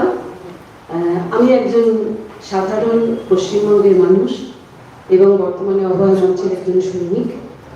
আমি প্রথমে প্রণাম জানাই অভয়ের মা বাবাকে, যাদের থেকে আমরা লড়াই করা শিখছি। তারপর মনে করি অভয়াকে, শহীদ অভয়া, আমি মনে করি তার রক্ত ব্যর্থ হবে না। আমি একটা যোজনা কুমারী বলে একটা নাটকের 1 লাইন গান আপনাদেরকে শোনাবো। अंधारे डुबाए घर सोनार पिदिम जले भाई साजाए घरेर लक्ष्मी हाथे तुले भासाइलाम अकुल दरियाय। এই লাইনটা বললাম এই জন্য যে হাতে তুলে আমরা ভাসিয়ে দিচ্ছি গোটা সমাজ, গোটা প্রশাসন, আমরা সাধারণ মানুষ। একটা জেলা দক্ষিণ 24 পরগনা 3 বছরে 12,000 মেয়ে নিখোঁজ হয়েছে। হাতে তুলে তো ভাসিয়ে দিচ্ছি, কারণ আমরা তো নর্মাল লাইফ লিড করছি, আমাদের কিছু আসছে যাচ্ছে না। 13 লক্ষ মেয়ে ভারতবর্ষে 3 বছরে নিখোঁজ হয়ে গেছে। নিখোঁজ মানে নির্যাতিতা, কিন্তু আমাদের কিছু এসে যাচ্ছে না। আমরা বলছি, নানা কথা বলছি, কিন্তু কি করছি? এটা কি একটা অসুখ? কি এটা আমরা জানি না। বিভিন্ন অসুখে নানা প্রতিষেধক বেরোচ্ছে, কিন্তু এটা কেন বেরোচ্ছে না? কেন মেয়েদের পাচার হয়ে যায়? পাচার, মাল পাচার হয়, মেয়েও পাচার হয়, হয়ে যাচ্ছে, অনন্তকাল ধরে হয়ে যাচ্ছে। আমার মনে হয় মাঝে মাঝে যে এই যে বিভিন্ন জায়গায় যে ধর্ষণগুলি হচ্ছে, আমাদের প্রতিটি জায়গায় আমরা দেখতে পাচ্ছি, আমরা আমাদের এখানে রাজ্যের মধ্যে দেখছি, কখনো কোন্নগরে, কখনো আরো যে কোনো জায়গায়, মানে অজস্র জায়গায়, গৌরাঙ্গনগর একটা জায়গা, যেখানে ছোট ছোট বাচ্চা মেয়েদেরকে যখন ধর্ষণ করে খুন করা হচ্ছে, তাদের পোস্টমর্টমের রিপোর্ট দেখে আপনারা চমকে উঠবেন। ঠিক যেমন ডক্টর অভয়ের পোস্টমর্টম রিপোর্ট আপনারা দেখতে পারবেন না। কতখানি নৃশংসতা, কত ভয়ঙ্কর হতে পারে সেই নৃশংসতা, সেটা ভাবা যায় না। এই নৃশংসতা কোথা থেকে আসছে? কোন বিজ্ঞানী বলে দেবেন? কোন সমাজবিদ বলে দেবেন? কে বলে দেবেন কোথা থেকে এই নৃশংসতা আসছে? সেই ছোট্ট মেয়েটা যে এই নৃশংসতা যারা করছে, তারা কিন্তু তার মায়ের গর্ভেই জন্ম নিয়েছিল, মায়ের হাত ধরে প্রথম হেঁটেছিল, এই দেশকে মা বলেছিল। সেই ছোট্ট মায়ের ওপর এই নির্যাতনটা করার সময় কোন অনুভূতি তাদের মধ্যে কাজ করে? এই প্রশ্ন করবো না আমরা? আমরা কি শুধু বলে যাব? আমরা চিৎকার করবো না? হ্যাঁ, ভয় ভয়। শাসক কথাটা আমি ব্যবহার করতে চাই না। দে আর কেয়ারটেকার্স। শাসক হয়ে যেই বসে যায় মনে হয় আমি শাসন করব। কেন? আপনি আমাদের কেয়ারটেকার, আমরা আপনাকে বসিয়েছি আমাদের দায়িত্ব নেওয়ার জন্য, আমাদের দেখভাল করার জন্য, সম্পত্তি ঠিক মতো ডিস্ট্রিবিউশন করার জন্য। আপনি বসে পড়েই উনি শাসক হয়ে যান কি করে? কেন? কে আপনি? একটা দল যারা সামাজিক কাজ করবে বলে নিজেরা দায়িত্ব নিয়ে ভোটে দাঁড়ায় এবং সেই সামাজিক কাজ করবার জন্য ভোটে দাঁড়িয়ে জিতে তাদের আমরা জেতাই সামাজিক কাজ করবার জন্য, মানুষের ভালো করবার জন্য। সে বসে গিয়ে শাসক হয়ে যায়। আপনি আজকে একটা বিরুদ্ধে কথা বলতে চান, সঙ্গে সঙ্গে আপনার বিরুদ্ধে স্টেপ হয়ে যাবে। আপনি কালকে যদি মাছওয়ালা হন, আপনি কালকে বাজারে মাছ বিক্রি করতে পারবেন না। আপনি যদি একটা প্রাইভেট কারখানায় কর্মী হন, আপনার 7 দিন ডিউটি বন্ধ হয়ে যাবে। আপনি যদি ডাক্তার হন, আপনার দার্জিলিং এ ট্রান্সফার হয়ে যাবে। আপনি যদি কোনো দাবি করেন অনিকেত মাহাতোর মতো, আপনার বিরুদ্ধে কপিল সিব্বালকে ঠিক করে নেওয়া হবে। এই ভয় এটাই ওদের সব থেকে বড় অস্ত্র। আর আমরা তখন ভাবি কি করবো, আমাদের কপাল, আমার মেয়ে চলে গেছে, কিছু করেনি, আমার কপাল, আমি কিছু করতে পারবো না, আমি কিছু করতে গেলে আমার পরিবার ভেসে যাবে, আমার আরেকটা মেয়ে আছে তাকে হয়তো তুলে নিয়ে যাবে। আমরা চুপ করে থাকি, দিনের পর দিন আমরা চুপ করে থাকি। কিন্তু একদিন আরজি করের ঘটনার পর আমরা আর চুপ করে থাকিনি। আমরা বেরিয়েছিলাম, আমরা চিৎকার করেছিলাম, আমরা কেঁদেছিলাম, আমরা রাগে ছটফট করেছিলাম, আমরা শাসককে নাড়িয়ে দিয়েছিলাম, কারণ একদিন তো বলতেই হবে। কিন্তু তারপর সব আবার থেমে গেল, আবার সব চুপচাপ, তদন্ত চলছে। আমরা অনেকেই যে যার নিজের কাজে ফিরে গেলাম, কিন্তু কিছু মানুষ জেগে রইলাম। কিছু মানুষ এক্সকিউজ দিল যে এসব করে কিছু হবে না। আমি বলছি তদন্তে কিছু হবে না, হয়তো হবে কি হবে না সেটা তো পরের কথা। আপনি কি মানুষ হবেন? আমি কি মানুষ হব?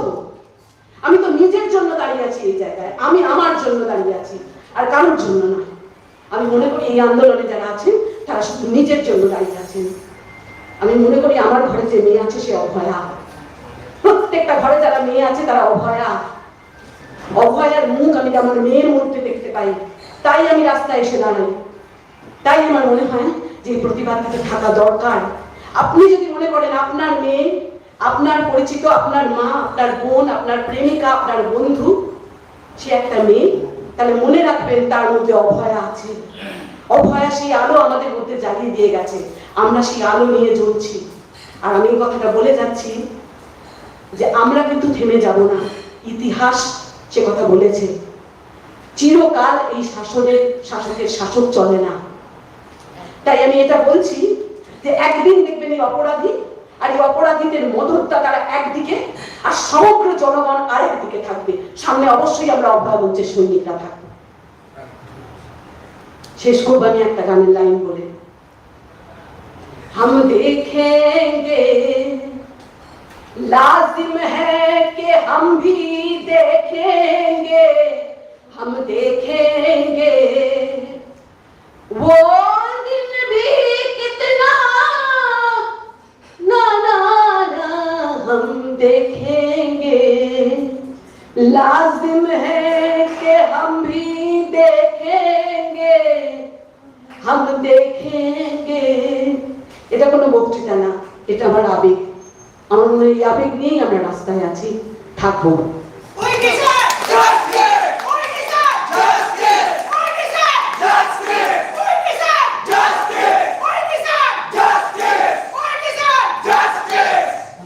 You may write me down in history with your bitter, twisted lies. You may trod me in very dirt, but still, like dust, I rise. Dear Monishavi, your words are a battle cry, a call to arms against the injustice that women and girls face every day. Thank you for standing tall, for refusing to be silenced, and for fighting for a world where every woman and girl can live free from violence and oppression. Let's keep pushing forward, fueled by our collective rage and resilience, until we achieve a world that is just and equitable for all. Thanks again.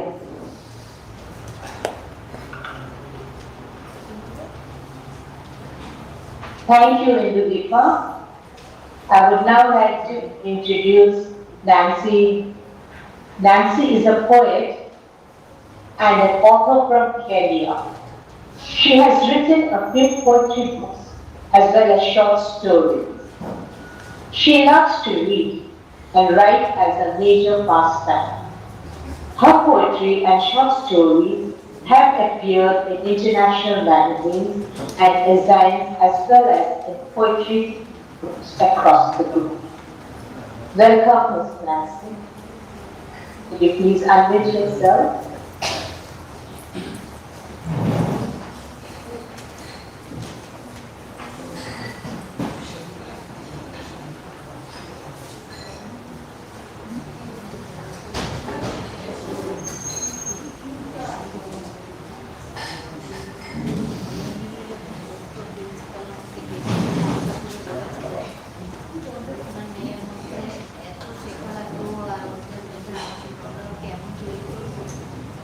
Nancy, can you hear me?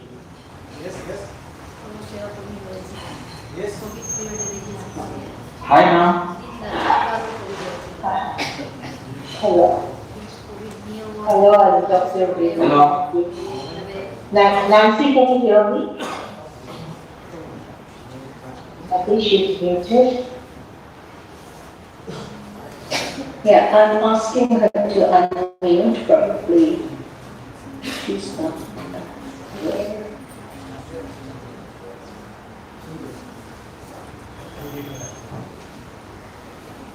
So that's okay. While we're waiting, we can introduce her, and then we will come back to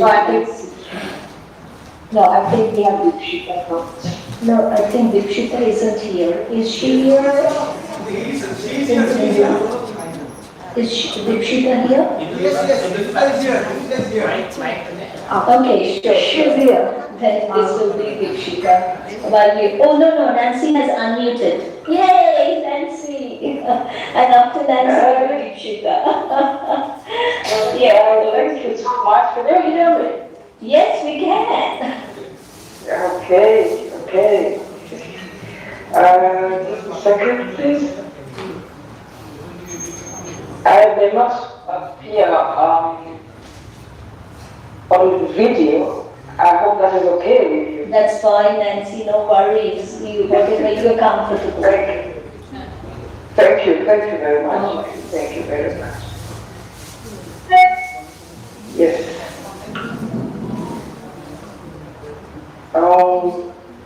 Thank you for the opportunity really to be part of this great project.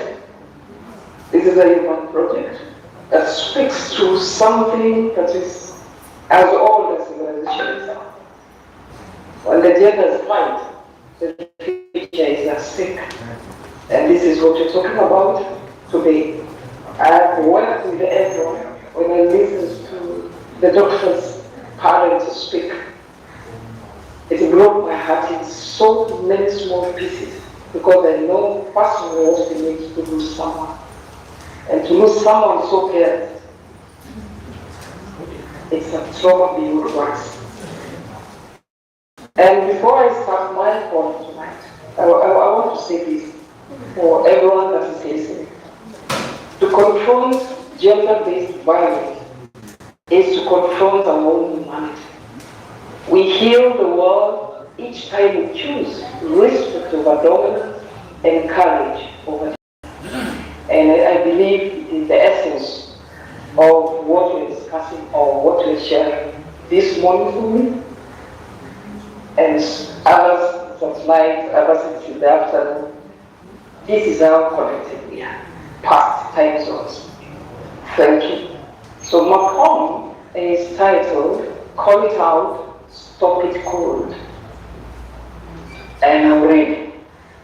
So begins the lament of a world pierced by silent screams, where bruised shadows wander through doorways of fear, with bodies becoming battlefields and hearts carrying scars no sun can warm.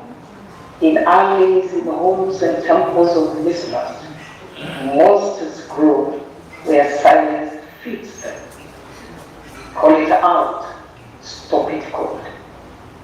For the girl whose voice was folded into a fist, whose dreams were broken like clay on her stone. For the boy whose tears were mocked into obedience, his dignity stripped by hands that claimed power. For the woman with eyes like dimmed lanterns, flames flickering behind swollen lids, because love was turned into a weapon. Call it out, stop it cold. Hear the cry, the lullabies of the despair. Those who walked into a rain dishonored night and never returned to morning. We find their names written in the dust, their stories caught in the thoughts of mothers, their spirits fluttering like frightened birds over the quiet graves of our collective shame. Call it out, stop it cold.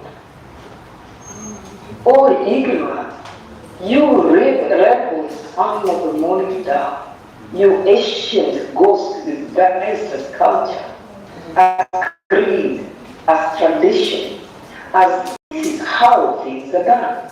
You fuel the hands that harm. You clothe cruelty in the robes of avoid.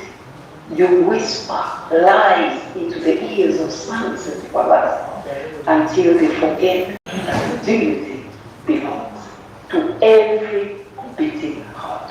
Stop it. Call it out. Stop it, call it. And you, humanity, a strange child of a divine spark, remember the majesty of life. A woman's voice is a river meant to run freely. A man's tears are rain that softens the world. A child's laughter is sacred thunder. A body is a temple of divine breath. Not a canvas for bruises, not a vessel for domination, not a sacrifice for someone's broken power. Call it out, stop it cold. Imagine a world where every step is safe, where every gender stands tall, like acacia trees after long rains, roots deep in the respect, branches wide in freedom, leaves shimmering with justice, where every soul walks unshaken, wrapped in the unbreakable cloth of dignity and worth. Then call it out and stop it cold. So let this be the chant we call into the wind, the ballad we sing in the streets and all, a soulful hymn to every creed that transforms grief into the soul. When hand rises, we will rise louder. When darkness advances, we will break fire. When silence creeps in, we will open our mouths and split the night into two. For the living, for the lost, for the yet unborn. Call it out, stop it cold. Call it out, stop it cold. Let the world echo with this new vow until violence has no home left to hide. Thank you.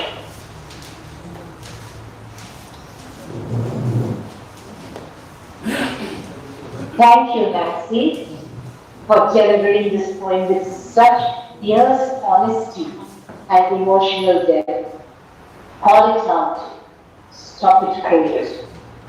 Becomes in your voice not just a poem, but a rallying cry, exposing the silence, the cultural justifications, and the hidden wounds that allow gender-based violence to survive. You reminded us that every life harmed is a collective failure, and every voice raised is a step towards justice. Your words challenged us, move us, and strengthen the purpose of this symposium, to ensure that violence has nowhere left to hide. Totally, you wove grief into courage and transformed sorrow into a vow.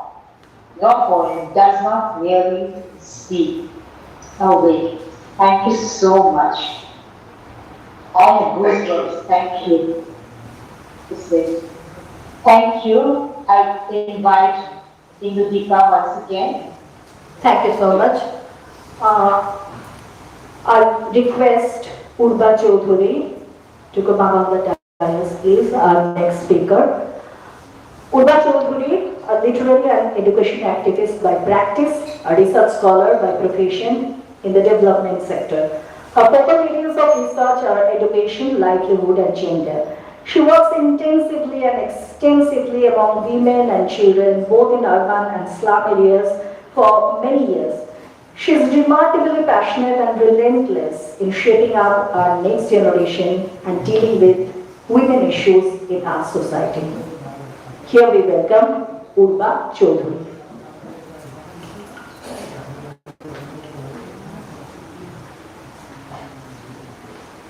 Thank you, Indudipa. I hope there are provisions of translation because I would like to speak in Bengali.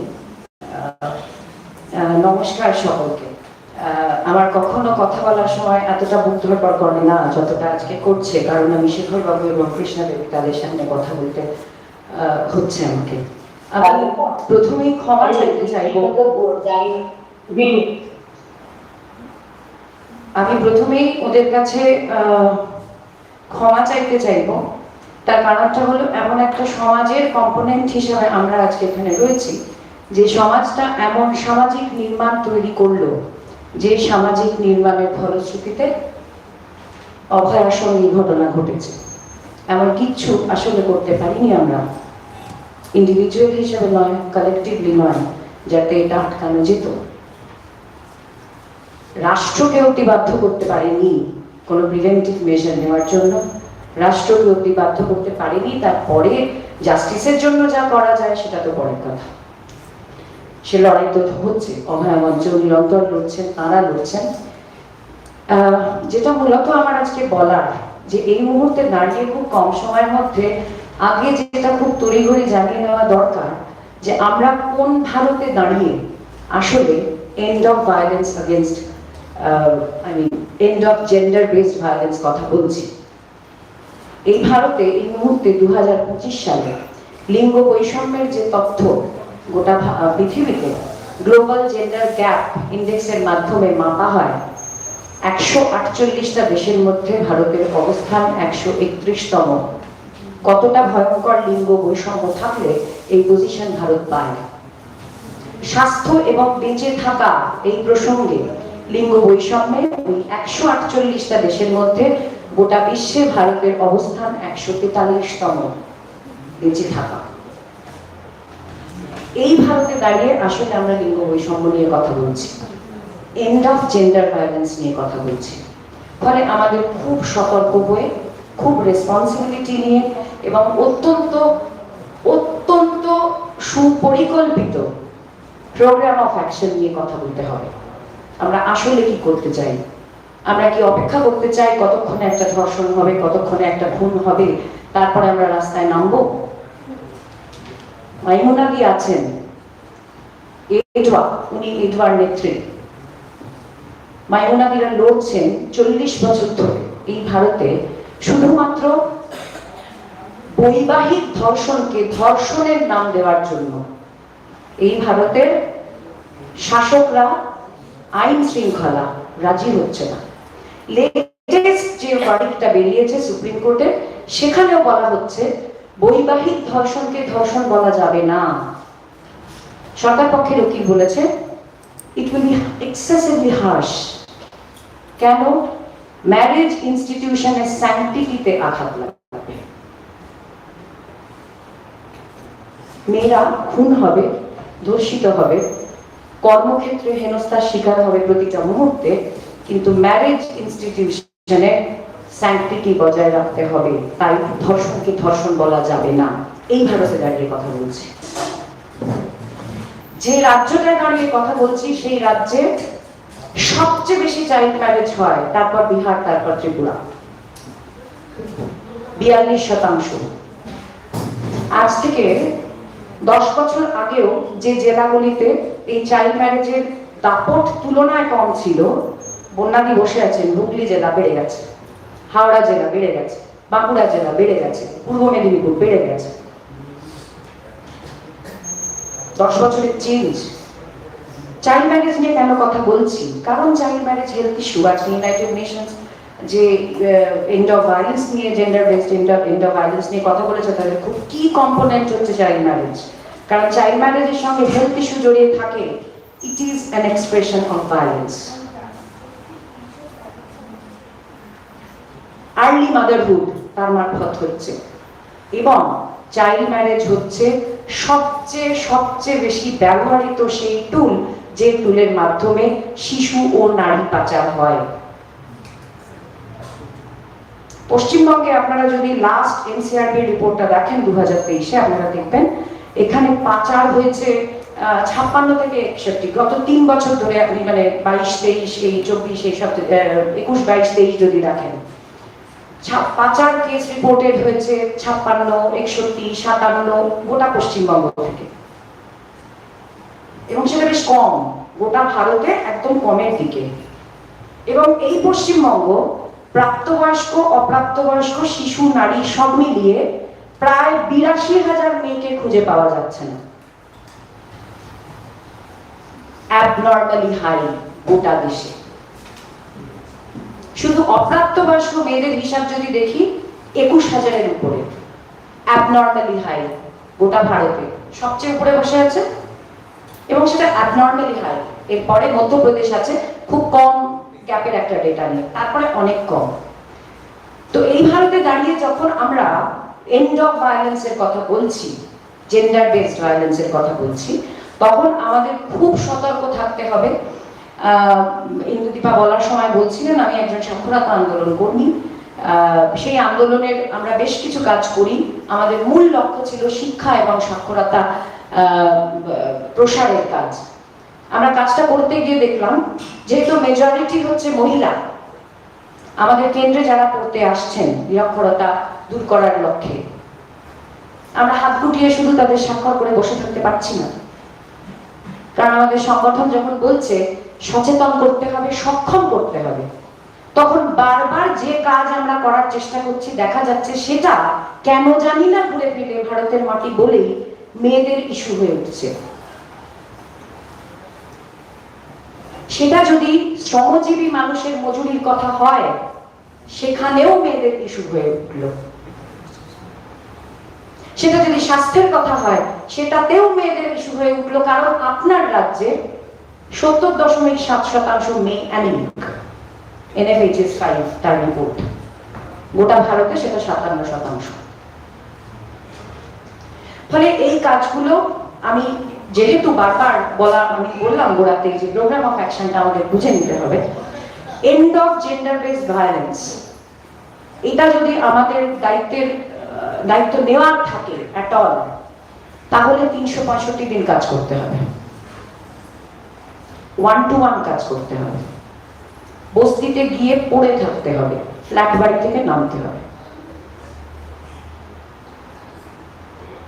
গ্রামে পড়ে থাকতে হবে। কারণ সদ্য আমরা আমাদের অর্গানাইজেশনের পক্ষ থেকে একটা সমীক্ষা করেছি, যে সমীক্ষা স্পষ্টত দেখালো, যখন আমরা প্রশ্ন করছি যখন রাস্তাঘাটে আপনাদের গ্রামেরই মেয়েরা, আপনার পরিচিত মেয়েরা যখন হেনস্থা হচ্ছে, তার কন্যা ধরে কেউ টানছে, তাকে কেউ কথা বলছে, কি মনে করেন দোষটা কার?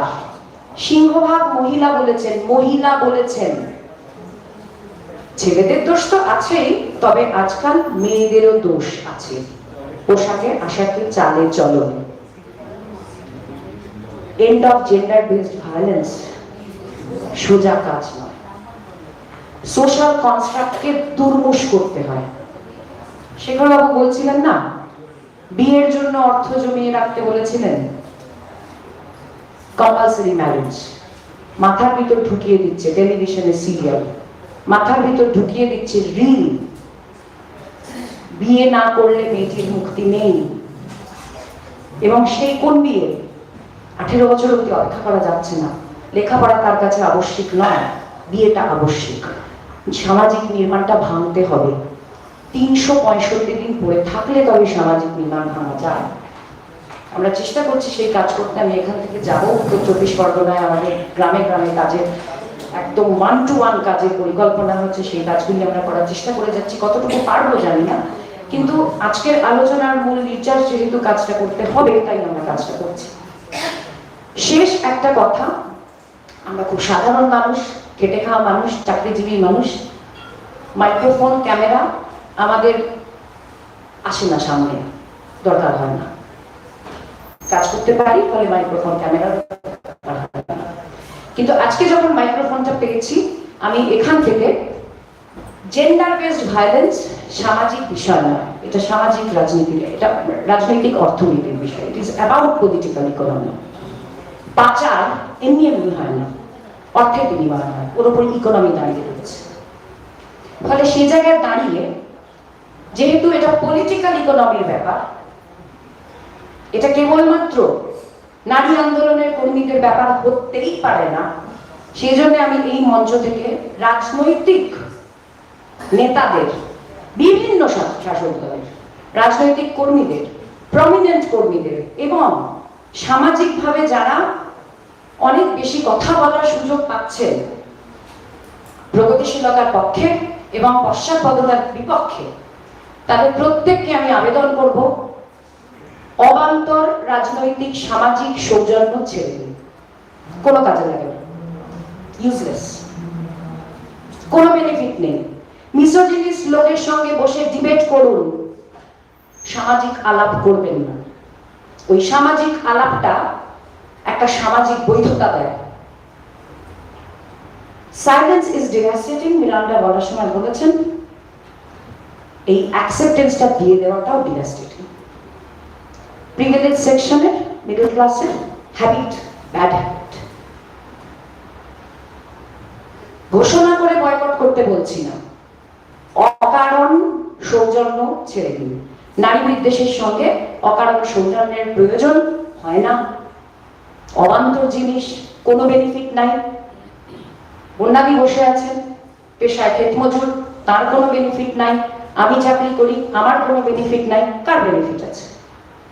কারোর বেনিফিট নাই। বাতিল করুন। নিজেদের দলে মিসোজিনিস্ট থাকলে, নিজেদের দলে শোষক থাকলে ঘাড় ধাক্কা দিয়ে বার করুন। না হলে জেন্ডার বেসড ভায়োলেন্সের এন্ড হবে না, হওয়ার কথা নাই, কোনো রেশনালিটি নেই এর মধ্যে, কোনো অঙ্কের হিসাবে মিলে না। শেষ কথা একটা বলতে চাই, আমি একদম শুরুতে গ্লোবাল জেন্ডার গ্যাপ ইন্ডেক্সের যে তথ্য দিয়েছি তার মধ্যে একটা খুব সিরিয়াস ফাউল রয়েছে, সেটা একটু মাথায় রাখুন। সেখানে শুধু দুটো মাত্র জেন্ডার আইডেন্টিটির কথা বলা হচ্ছে, মেল আর ফিমেল। না, এরকমটা নয়। এই পৃথিবীতে বিভিন্ন ধরনের লিঙ্গ পরিচিতির মানুষ রয়েছেন, তাদের কোনো পার্সেন্টেজ শেয়ার গোটা রিপোর্টটায় নেই, গোটা পৃথিবীতে সেটা অ্যাকসেপ্ট করা হয় না। ইউনাইটেড নেশনস সেটা অ্যাকসেপ্ট করে। জেন্ডার বেসড ভায়োলেন্সের কথা যখন সে বলছে, তখন সে ট্রান্সজেন্ডারের কথাও বলছে, মার্জিনালাইজ সেক্সুয়ালিটির মানুষের কথাও বলছে। এই কথাগুলো আমাদের কালেক্টিভলি বলতে হবে, নইলে আবারও বলছি, and of gender based violence হয় না। থ্যাংক ইউ সকলকে।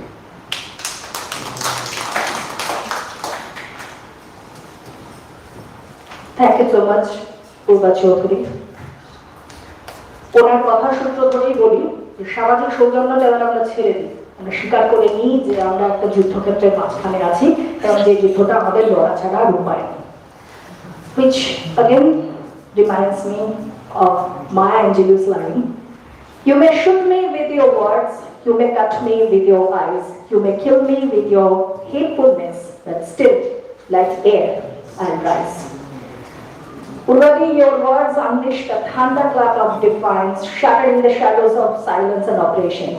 Thank you for being a warrior of truth and justice, a beacon of hope in the darkest corners of humanity.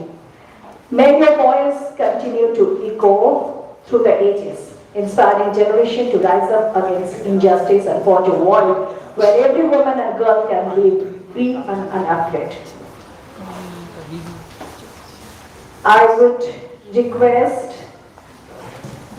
the next speaker on the dais, please.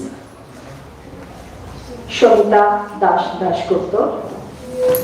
She's a co-founder of Manavi, the pioneer organization in the United States that focuses the violence against women in the South Asian American community. She has taught in Lutz University and NYU Law School. She has a lot of published books. In her retirement, she's enjoying writing history stories in her mother tongue, Bengali. Here we have our next speaker, Shomita Dashgupta.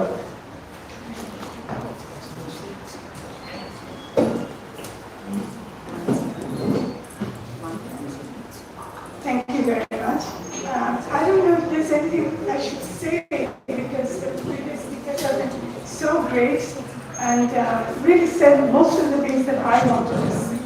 But let me just start by stating my solidarity with Abhaya's parents, with your courage, your strength, and your persistence for justice.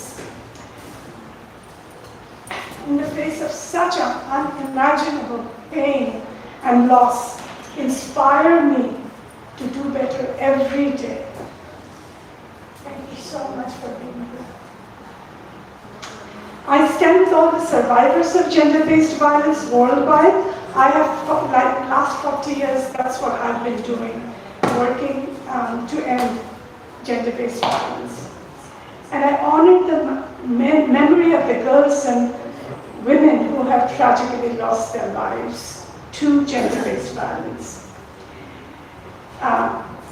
The other thing that I think is important to recognize, and I think some of the previous speakers have talked about it, gender-based violence is often categorized as a woman's issue, women's issue.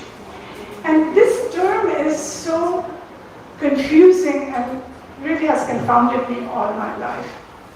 The perpetrators of this crime, of course, are rarely women, but most victims are. No other crime in society is considered an issue of the group that is targeted for that violence. No other. In no other crime, the victims are held responsible for instigating it, whereas in violence against women, women are thought to have instigated it. In no other crime, socially guilt shames the victims, but allows the perpetrators the benefit of doubt. Thus, it is essential that we reframe gender-based violence and unashamedly, unabashedly, irrefutably place the responsibility where it belongs. But gender-based violence is not just perpetrated by men, although men are the majority of it. It's also, we have to hold responsible, and I think this is what all of these wonderful people are doing, the political organizations, the government institutions, and the law enforcement that commit and enable gender-based violence.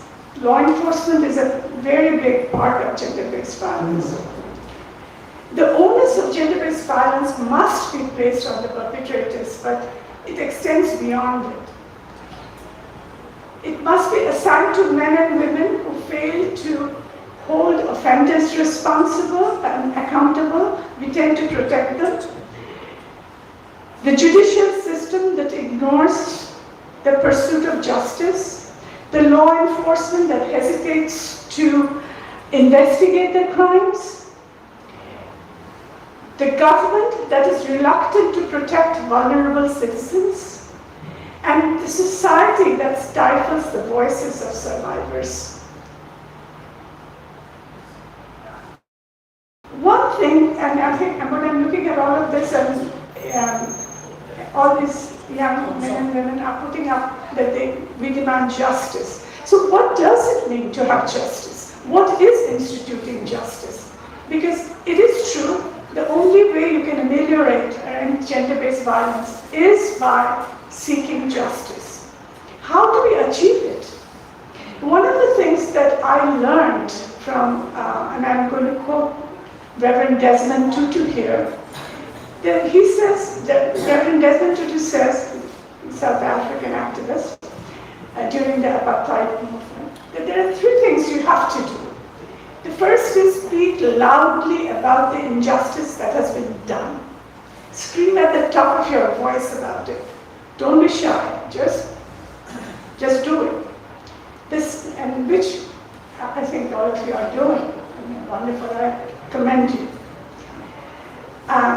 Number two is repair the harm that has been done.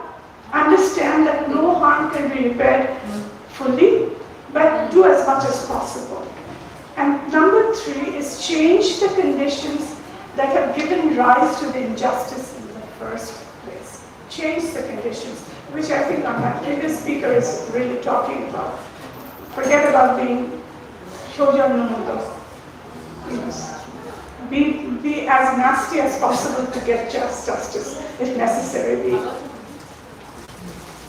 Now, one of the things that we do know that as prevention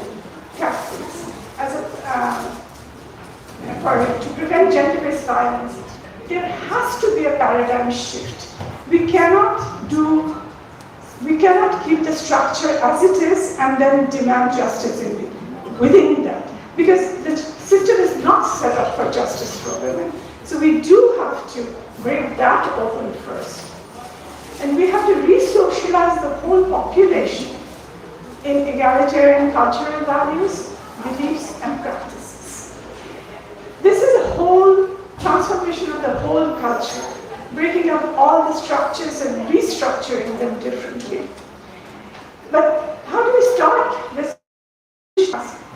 The first thing that we think, and most of the research shows it, that we have to educate the communities and raise awareness of the harm that is caused by violence against girls and women and vulnerable populations. We hope, the good conscience of change in beliefs, attitudes, practices. Now, the community re-educational efforts must include training teachers to integrate gender equality in the curricula of early education, high school, and college. The education should focus on healthy gender roles rather than only on the negative aspects of binary gender systems. And as I think the previous speaker also said, that there are many other gender identities rather than just two. So let's get away from the binary part. Programs to re-educate men have already started in various places in the world. And they must have different meanings and different ranges of activities for different groups that must involve redefining masculinity, which is, I think, the biggest point, and I don't think we have emphasized it enough here, how to redefine masculinity. And the masculinity that we have is based, at this point, is based on putting down women. That's how we establish masculinity. So let's talk about that a little bit. There are many organizations now that help boys and men build skills of intervention while incident of violence is in progress. How do we intervene? How do you stop it? That's when that is happening. So these are various educational programs that are going on. In fact, research and activism shows that boys and men's involvement could influence violence against women in at least 3 ways. First, it may commit men to personally refrain from abusing and controlling girls and women. Teaching boys and men to intervene and stop violence when it is in progress is also going to happen. And then, of course, changing cultural norms of masculinity and move towards egalitarian relationships. Now, I want to add a little caveat here. Up to now, when you speak about gender-based abuse, we are focusing on stranger danger. We assume the abusers are people we don't know, they don't belong to our family, they inhabit an unfamiliar world, an unfamiliar community. So we assume that our home is a haven. And thus, we end up keeping women, and we assume that to keep women and girls safe, we confine them to their homes. Unfortunately, this is a myth. As we know, in domestic abuse, the majority of violence against girls and women that they experience is meted out by their loved ones in the family setting. The people they trust most hurt them the most. Similarly, most sexual assault of girls and women and vulnerable boys, young boys, or people who have different gender identity occurs within the family, perpetrated by close relatives, friends, and loved ones. And to forget this reality is to render gender-based violence unsolvable. We have to look at what happens within the family. The gender-based violence remains a critical global issue, as we know, and it has far-reaching consequences. Although awareness and interventions have increased, as we can see today, The continued efforts must go on to prevent violence, support survivors, and ensure justice for all affected individuals. Now, I will ask all of you to renew our commitment today to support survivors, amplify their voices, and work tirelessly to prevent such violence from happening again. Thank you very much. বিশ্বজুড়ে একই স্বর বিশ্বজুড়ে একই স্বর বিশ্বজুড়ে একই স্বর Thank you so much, madam, for your kind word, for speaking from the heart, for giving voice to the voiceless, and for being a beacon of hope for those who have suffered in silence. Now I will request Father Mitali to introduce the next speaker.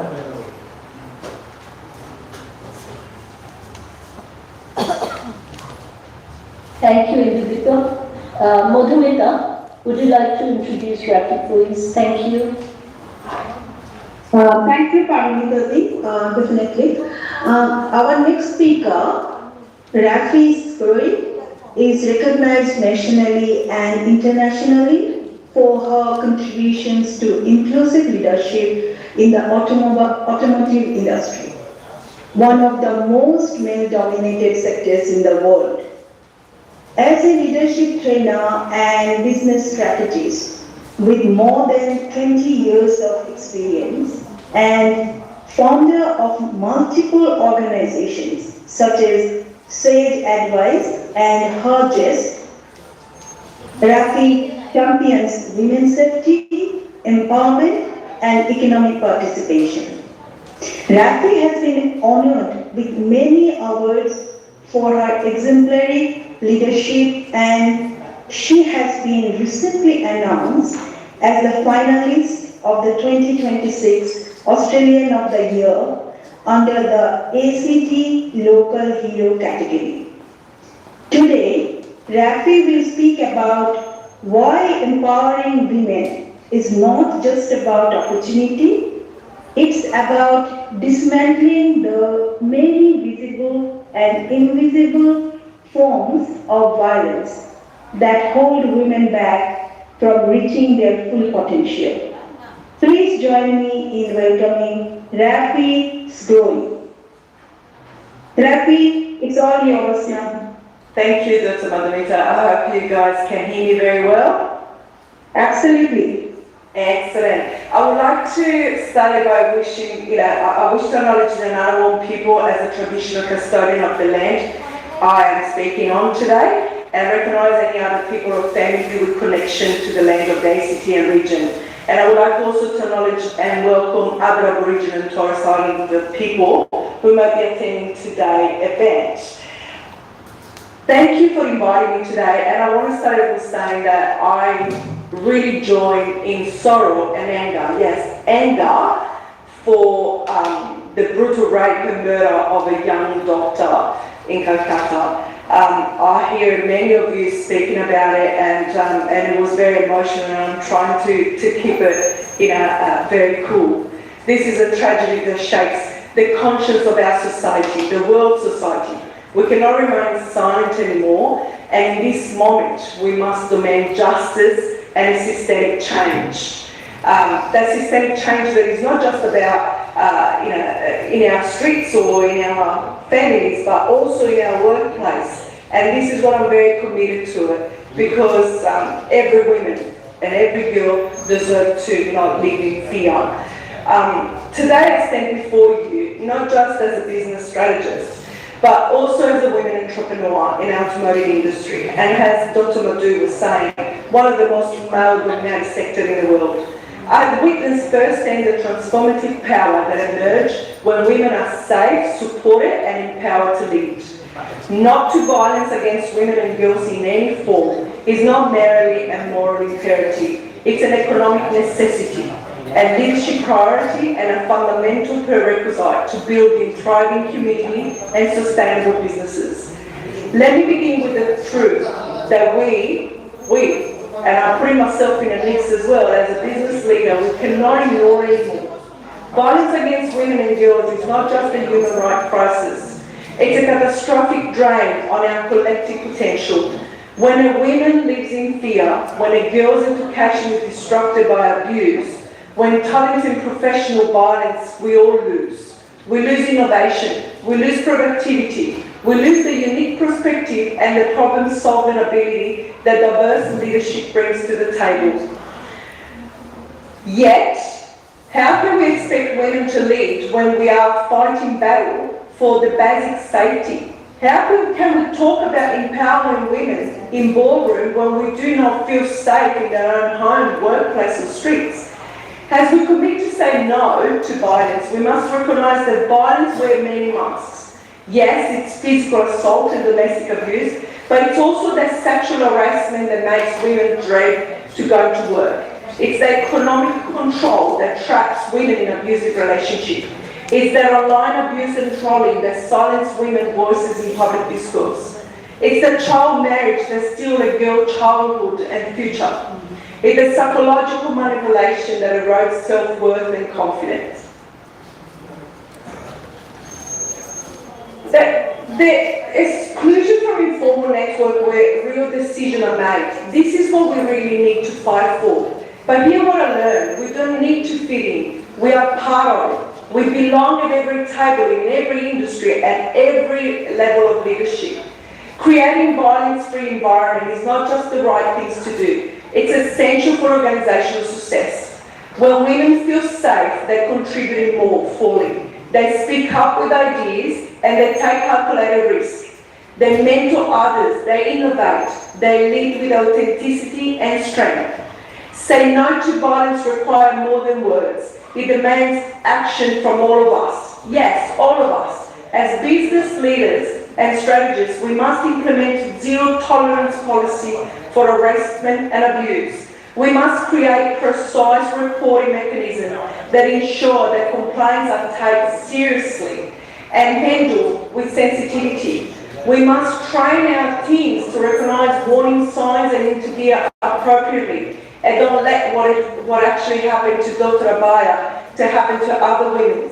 We must equip the next generation of leaders, both women and men, with the skills to create inclusive, respectful cultures. We must teach emotional intelligence. We need active listening and the courage to speak up when they witness injustice. We must mentor young women, showing them that strong, authentic leadership looks like helping others to develop their resilience and to navigate challenges while they, never accepting that abuse is just the way things are because we've grown up with that thing. Oh, this is how we did until now. True empowerment is one of the most powerful tools we may have in preventing violence. When girls receive quality education, they gain knowledge and options. When women have economic independence, they gain the freedom to leave dangerous situations. When women hold leadership positions, they can change the system and policy. When women support other women, we create a network of strength that are harder to break. Every woman we empower sends ripples through her family and community and industry. Every girl we protect today becomes a leader who can protect others tomorrow. And every female trainee we hire today becomes the industry leader who will mentor 100 more. So as I close today, I ask each of you to commit to concrete action. Start today. Examine your organization, your community, and sphere of influence. Where can I make the change? Where can I make it safer? Whose voice needs amplification? And what policy needs to change? What behavior needs to challenge it? So say no to violence loudly, consistently and unapologetically. Say no to the physical violence and say no to the subtle bias and microaggression that tell women they do not belong. And then go further. Say yes to empowerment, yes to education, yes to economic opportunity, and yes to women leadership. Yes to create a safe, equitable world that we all deserve. So let's scream justice for Dr. Abhaya. Together we have the power to end violence against women and girls. Together we will build industry and communities where every woman and girl knows that doesn't need to fit in because she's already part of it. We are already part of it. So we will continue to fight in your name, Dr. Abhaya, to make a fairer and safer world for all the women to come. Thank you for inviting me, and thank you for the powerful world today. Thank you. Thank you, Rafi. Thank you so much for the compelling and deeply insightful address. You have shown us that violence against women is not only a human rights crisis, but an economic, cultural, and leadership issue that affects every workplace, every community, and every industry. Your reflections from the automotive sector, where you have broken barriers and created spaces for women to thrive, remind us that safety and inclusion are so important. They are foundations upon which innovation, confidence, and authentic leadership are built. Thank you again for reminding us that saying no to violence must be matched with saying yes to empowerment, opportunity, and equity. Your leadership inspires us to build environments where women do not simply fit in, but rise, lead, and transform the world around them. Thank you again. Thank you for being here. Thank you for having me. Thank you. Thank you. So, our next speaker is a very special person, Paula Leanne McGrady. She is an Aboriginal woman from Kamilaroi people and a very well-known First Nation leader in Canada. With decades of experience supporting families and young people affected by domestic, family, and sexual violence, child protection, and youth detention, Paula is deeply committed to community well-being. Paula actively serves on several boards and community forums. She was the deputy chair of the ACT Aboriginal and Torres Strait Islander elected body. She leads with heart and works to strengthen the next generation through education, healthy living, and strong cultural grounding. Today, Paula will speak about the lived realities of Aboriginal and Torres Strait Islander people. Most of us, outside Australia don't even know much about them. So they are very relevant for this symposium today to know about the ongoing impacts of intergenerational trauma, the inequalities that persist, and the strength and resilience of First Nations communities firsthand from a First Nation leader like Paula McGrady. We are fortunate to have such a well-known Aboriginal leader with us today. Please join me in welcoming Paula McGrady now. Paula, welcome to this platform. Before our next speaker starts her speech, I would like to welcome Mita Hansa and Dr. Dipshita Dhar on board, please, our next speakers. What's happening?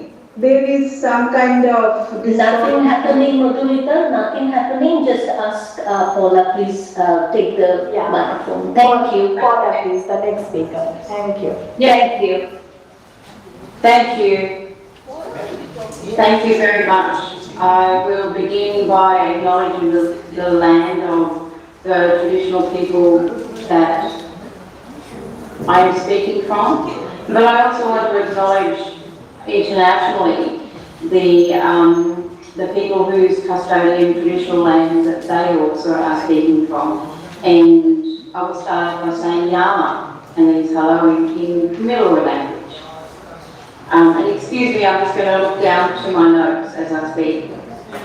So firstly, I'm honoured to present at this forum about gender-based violence.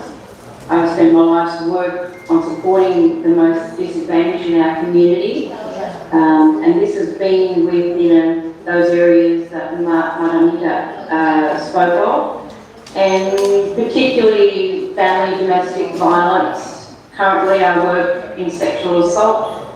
I've been working here for over 15 years, supporting all survivors of sexual abuse. And I worked also in women and children's refuges that were escaping domestic and family violence. And the first refuge that I worked at here in Canberra, a lot of migrant women had taken shelter at that refuge. So I do have a lot of stories to tell, which I won't now, but of my experience on the difficulties faced by migrant women who do come to Australia and end up in unsafe environments with their husband. So for the Aboriginal and Torres Strait Islander people, statistically we represent the most vulnerable and highest group when it comes to family domestic violence. Incarceration rates and the removal of our children and young people has been historically and currently a major concern. We're a people that have had little control over our affairs since the first fleet came in 1788. If I'm to look back on points in history that evolved and contributed to the extreme disadvantages Aboriginal and Torres Strait Islander peoples of Australia have endured to today, then we get to see a clearer picture of what the stolen generation means and what intergenerational trauma means and what that looks like through the lens of our people and how society acknowledges those views today. To understand intergenerational trauma and extreme disadvantage for our First Nations peoples of Australia sets the scene of how a race of people were dispossessed from their lands, murdered, and a law that did not recognise them as humans. Children were taken away from their families to be never seen again, and told that their family did not love them or want them, or that their parents were dead. We were not protected by the newly formed government from England that grew from that first fleet. Those young children were forced violently to not speak their language, and as most were servants to other Europeans, to others of European descent that came from England. There is a lot of healing still yet to affect the generations. We are so far behind that we are struggling. We have a lot of catching up to do. There is still discrimination felt when it comes to gender-based violence perpetrated against Aboriginal women and children from the same systems and governments that are meant to protect us. And I thought I needed to give a bit of a snapshot on what it's like for Aboriginal and Torres Strait Islander people historically and currently in Australia today.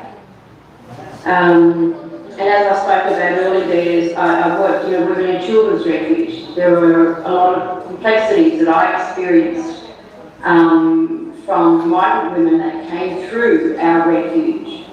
And that was influences from families, particularly arranged marriages, from the opposite families that were part of those systems that violence was thought to be okay.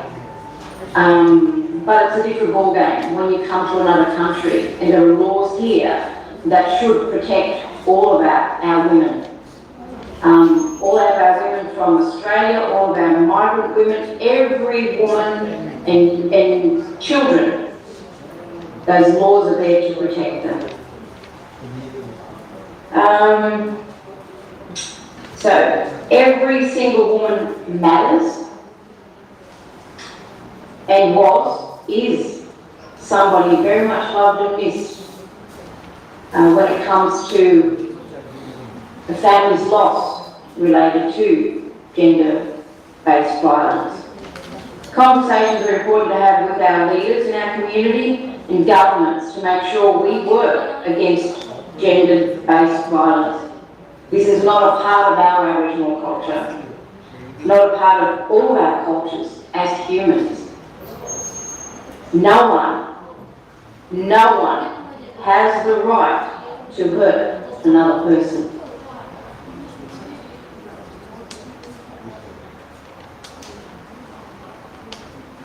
We are products of what has happened to our ancestors, including that flow on through the generations of struggles.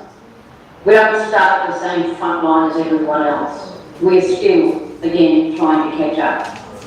I come from two very strong Aboriginal communities. I have a strong sense of identity, of who I am, where I come from, and who I always represent. This never leaves me. It leads me in everything I do and represent in the spirit of my ancestry and family. I know of and have heard and seen the struggles. If I can make some impact by sharing my knowledge so others can walk lighter in their life without any shame or blame for anything traumatic that has affected them, then I continue with my work and the words I use to heal others. We have a huge job ahead in bringing safety, love, compassion and peace for every single person that is in need. Again, this is what my legacy will be, as minute on the world stage, but huge to the individual that I come into contact with that needs me. This is what I do, and I will continue to do with all my heart when working against gender-based violence. I attend today in honour of Dr. Abhaya and all the missing and murdered Indigenous women from my country and other Indigenous and non-Indigenous women worldwide who are victims and not here anymore. And those victims of family, domestic and sexual violence who lost their lives to that such violence. I also want to give a big thank you to the parents of Dr. Abhaya for sharing their daughter, their beautiful daughter, with us. We will respect and remember her in the spirit of love that she was born from, and that love that she became, and the love that she and we will be a voice for in her memory for all other victims of gender-based violence.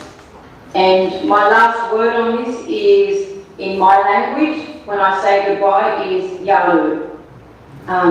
Thank you. Thank you, Paula. Thank you very much for sharing such profound truth, courage, and wisdom with us today.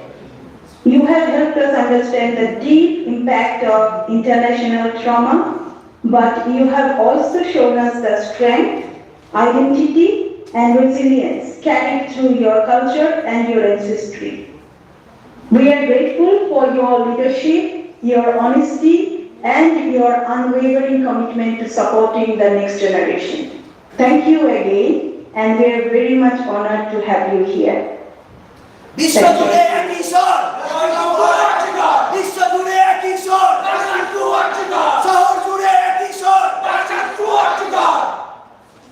you so much, our moderators. We'll welcome our next speaker, Abhaya Mancha, on board please. She is an educationist and has extensive experience in developing young minds for many years. An economist by discipline, she started her career from St. Joseph KMG School, Nagpur, and continued her extensive work among the young generation and women population for many years. Abhaya Mancha, the next speaker.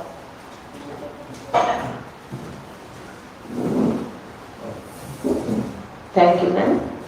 My greetings to all around the globe who are listening to me. Today, I stand before you as that unfortunate neighbor who heard the cries of the girl's mother that, "Mommy, everything is over." Those words will haunt me till my death.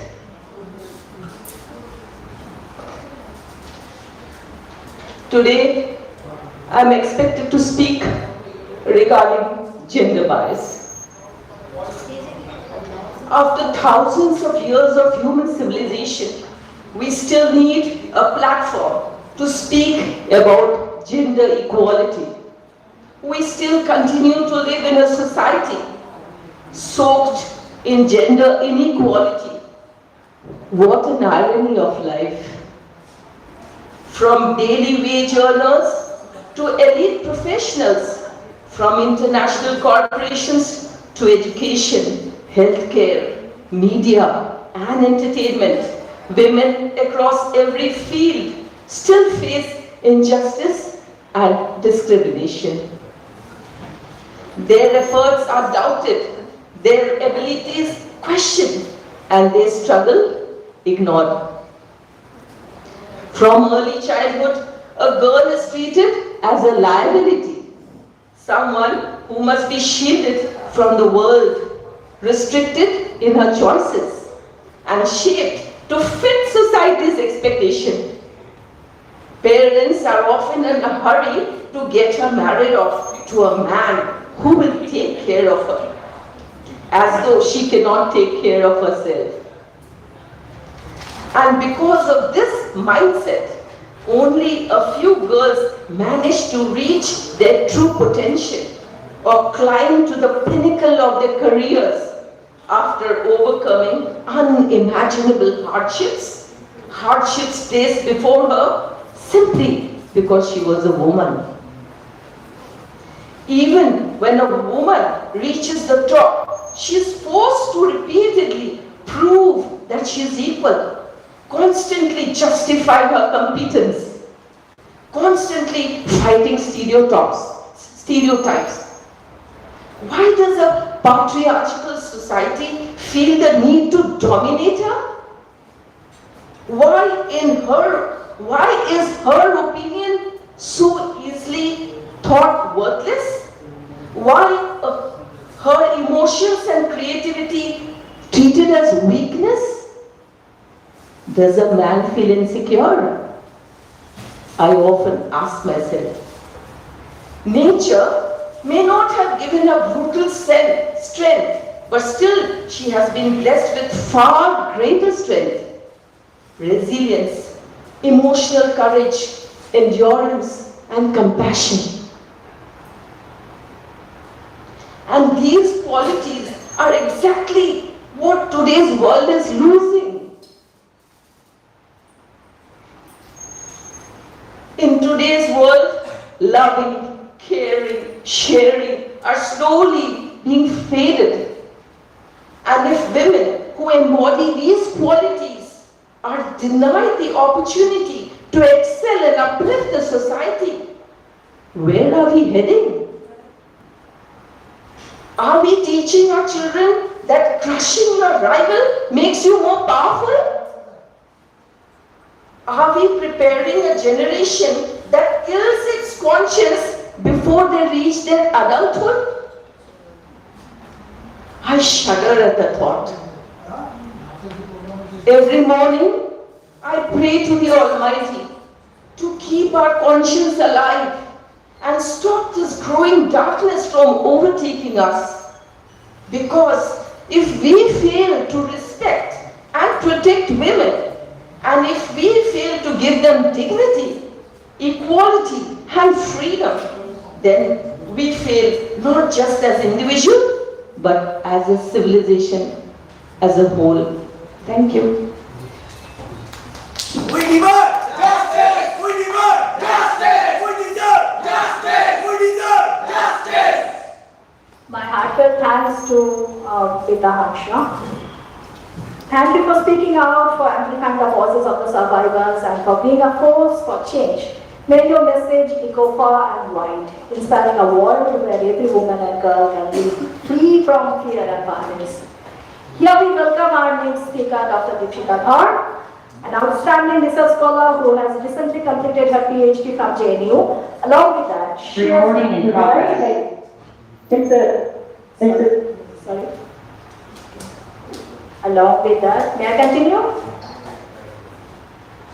Yeah, along with that, Deepshika has always been... Could you please fill out the form? I don't know if Rajesh, could you all please fill out the form before you leave, because we still have a few speakers. And Indranil, are you there? Yes, I have already talked to me. Okay, great. Thank you. While we are waiting, why don't we continue with other speakers we have on this platform, because we are running really late. Shall we start with the speakers here, or will it take long, Indranil? Am I audible to you? Oh, there it is. Yeah. Yeah, I know we are over time. Because we started very late. Just a second. Let's listen to the person. She came and she disappeared again into the box. No. May I continue, please? Thank you so much. I was talking about Dr. Deepshika Dhar. Along with her excellent academic career, she has always been an extraordinary student leader, very visibly and fearlessly addressing social issues for many years nationwide. A youth icon and an inspiring activist of our generation. Here we welcome Dr. Deepshika Dhar on board. She's a brilliant speaker. Yeah, let's see. Who's coming now? Deepshika Dhar. Am I audible? Shall I start? Yes. What is this? So I have not disappeared and reappeared. I was right here. But I think there were some changes we had to make because of the scheduling. So first of all, I want to congratulate the community for organizing something like this. It's a worldwide symposium where we are telling that whatever has happened in Kolkata, it's just not a local issue, but it is something which has an international significance. And we also want to thank on behalf of everyone who was part of the movement, to the larger international community who across the country, different continents, who have been part of this movement wholeheartedly. I think I'll be bilingual. I'll speak in both English and Bangla. I have to speak in Bangla because there is something that I don't think a foreign language can really express. Some emotions are there which can only be expressed in Bangla only. So first of all, when I came here, the kind of discussion that were happening, naturally there was a lot of pathos, there was a lot of sorrow. But for me individually, Abhaya is not just an emotion of sadness. She is also an emotion of hope. She is also a symbol of resistance. আমরা অনেকেই এই বাংলার বুকে একটা গোটা প্রজন্ম, যে প্রজন্ম লড়াই করতে ভুলে গেছিল, আন্দোলন করতে ভুলে গেছিল, কোনো নির্দিষ্ট পার্টি পলিটিক্সের অংশ না হয়ে রাস্তায় নামতে ভুলে গেছিল। It is this movement, this movement of demanding justice for Tilottama, একটা জেনারেশন অফ মানুষ, জেনারেশন অফ মেয়েরা, যে মেয়েরা কোনোদিনও কখনো রাস্তায় নামেননি, কখনো লড়াই আন্দোলন, কখনো স্লোগান দেওয়ার কথা ভাবেননি, তারা প্রত্যেকে প্রতিবাদ মুখর হয়েছে। তাই আমি শুধুমাত্র তিলোত্তমা বা অভয়াকে একটা দুঃখের প্রতীক হিসেবে নয়, বরং লড়াই আন্দোলনের অনুপ্রেরণা হিসেবে মনে করতে চাই। আরো কিছু কথা আমরা শুরুতে শুনছিলাম, that there is this effort of telling that yes, whatever has happened with Tilottama, there is a gender angle, but it is beyond that. But I want to contradict and I want to say that it's very much gendered. If only she was not a woman, I don't think anybody would have asked the question about her character. We all remember after this incident happened, people started asking that whether she committed a suicide because there was some kind of love affair she had. Many times whenever a victim is a woman, rather than asking who has done that crime, what we start asking is what kind of clothes she was wearing, why she was outside at that point of night. We remember the Honorable Chief Minister of West Bengal. She said just after the incident happened that women don't have to do any more night duties. মেয়েদের রাত্রিতে বেরোনোর দরকার নেই, কারণ মেয়েরা রাতে বেরোলে অঘটন ঘটতে পারে এবং মেয়েদের সঙ্গে হওয়া সমস্ত অন্যায় অত্যাচারের দায়ভার আসলেই মেয়েদের। The whole experience, the whole tragedy around Abhaya is very, very, very much gendered. I don't believe if she was a man, the kind of questions that were raised on her character, that could have been ever raised. I also want to say that this whole Abhaya movement had kind of shown in front of us what a woman can do if that woman is a pillar of patriarchy. What a patriarchal woman can do if she is in the helm of power. We remember this is not the first time when the chief minister, the first woman chief minister of West Bengal, became the first woman chief minister. Just after a few months, a gang rape happened in Park Street. We all remember she came and told that all this rape and everything happened in Bengal. Whether an 11-year-old girl was having an affair or not, instead of asking the question that whether she was having an affair, whether she was pregnant or not, the question is she was murdered and raped. The moment the chief minister, the woman, the individual who represents the state power comes and says things like that, she gives a message. সাধারণ মানুষের প্রতি বাংলার ঘরে ঘরে যেখানে rape culture প্রতিপালিত হয় সেই সমস্ত মানুষের প্রতি তিনি বার্তা দেন, যদি আপনি এমন কোনো কাজ করে থাকবেন চিন্তা করবেন না, আমরা ক্ষমতায় বসে কিভাবে আপনার এই অপরাধকে লঘু করে দেখা যায় তার সমস্ত রকম প্রচেষ্টা আমরা করব। ফলে আমরা যখন অনেকেই আমরা যারা এখানে বসে আছি আমরা যখন বলছি we are talking about equality of gender, we are talking about representation of gender, let us not forget that woman, patriarchal woman, misogynist woman who are part of this whole structure, they're very much capable of carrying forward the legacy and everything that is bad around the patriarchy. I know that there is a constraint of time, তাই আমি চেষ্টা করব কম কথা বলে আমাদের যা যা বলার সেগুলোকে শেষ করার। আমার তিনটে পয়েন্ট এরপরে বলার আছে। একটা তো আমরা যারা এখানে বসে আছি, আমি এখানে নাম নিচ্ছি না ইচ্ছা করি, কথা বলতে বলতে শুনছিলাম, আমাদের ওপারে যারা বসে আছেন তাদের মধ্যে আমার অনেকে আছেন যারা অভয়ার আন্দোলন করতে গিয়ে ব্যক্তিগতভাবে ক্ষতির শিকার হয়েছে। আমি শুনছিলাম একজনের, তারা বিভিন্ন জায়গায় অভয়ার আন্দোলন অর্গানাইজ করতে চাইছিলেন বলে যে চাকরিটা তার ছিল সেই চাকরিটা তিনি হারিয়েছেন। আমি এমন বহু মানুষকে চিনি যারা আন্দোলনে অংশগ্রহণ করেছেন বলে তাদের কাছ থেকে যুক্ত হয়েছে। তাই আমরা যারা এখানে আজকে মঞ্চের এপারে রয়েছি, আমাদের সামনে মাইক আছে ঠিকই, আমাদের সামনে ক্যামেরা আছে ঠিকই, কিন্তু আমরা কি ওই আন্দোলনের স্পোক্স পারসন নেই। ওই যে সমস্ত নামহীন নাম না জানা মানুষগুলো যাদের চেহারার উপর ক্যামেরার আলো অথবা মাইক নেই, যারা প্রতিদিন নিজের জীবনের অনেকগুলো ব্যক্তিগত ক্ষতি সম্পন্ন করে আজকের এই আন্দোলনকে বাঁচিয়ে রেখেছেন, এই আন্দোলন আসলে সেই প্রত্যেকটা নাম না জানা মানুষের, এই আন্দোলন আসলে আমাদের প্রত্যেক। আমার মনে আছে আমি শ্যামবাজারে যাচ্ছি, আমাদের তখন ওই অবস্থান বিক্ষোভ চলছিল, একটি ছেলে আমাকে বাইকে করে পৌঁছে দিচ্ছিল, ওই ওলা উবার র্যাপিডোতে বুক করেছি।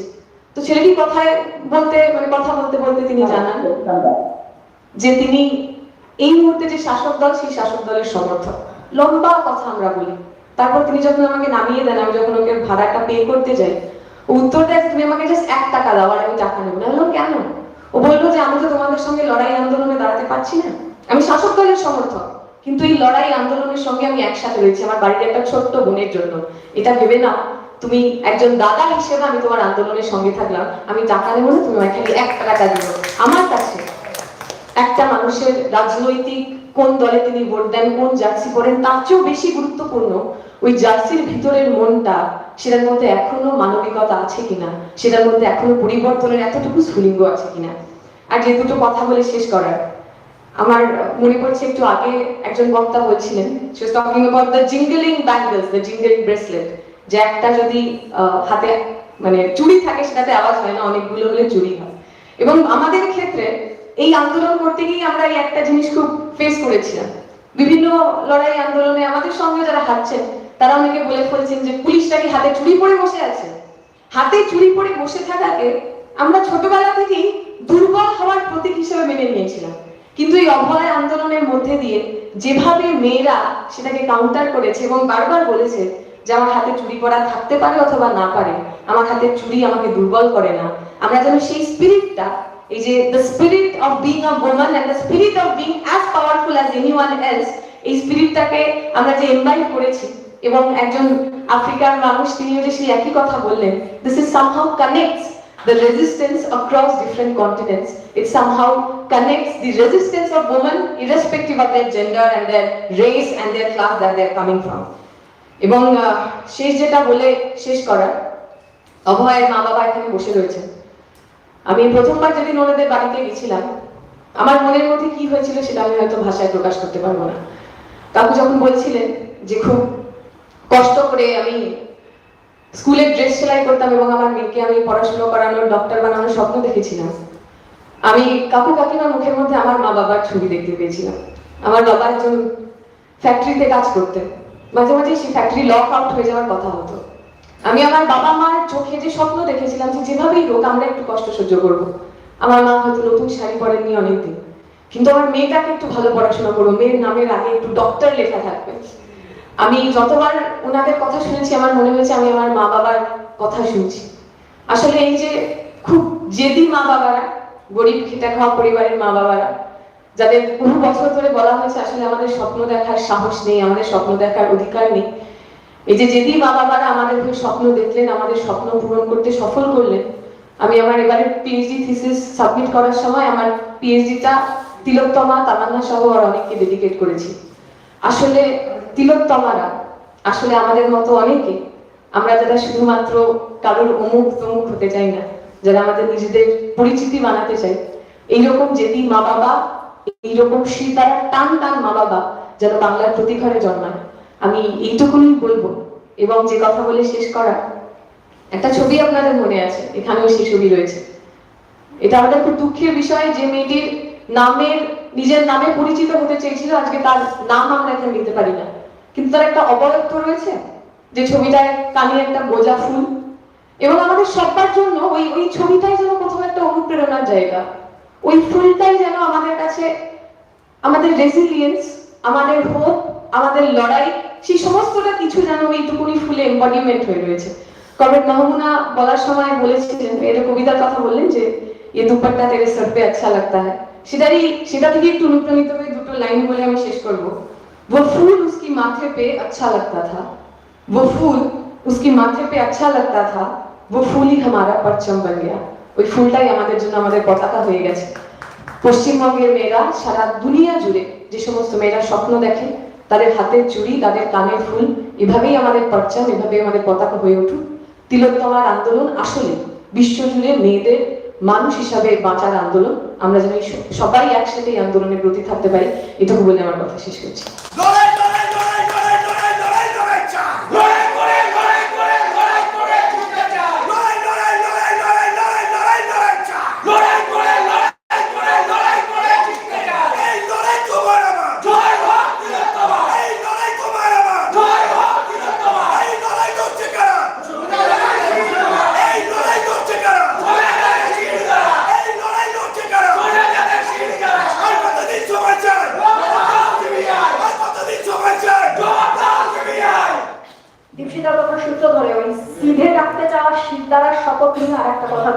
Just like moons and the suns, with the certainty of tides, just like hope springing high, still will rise.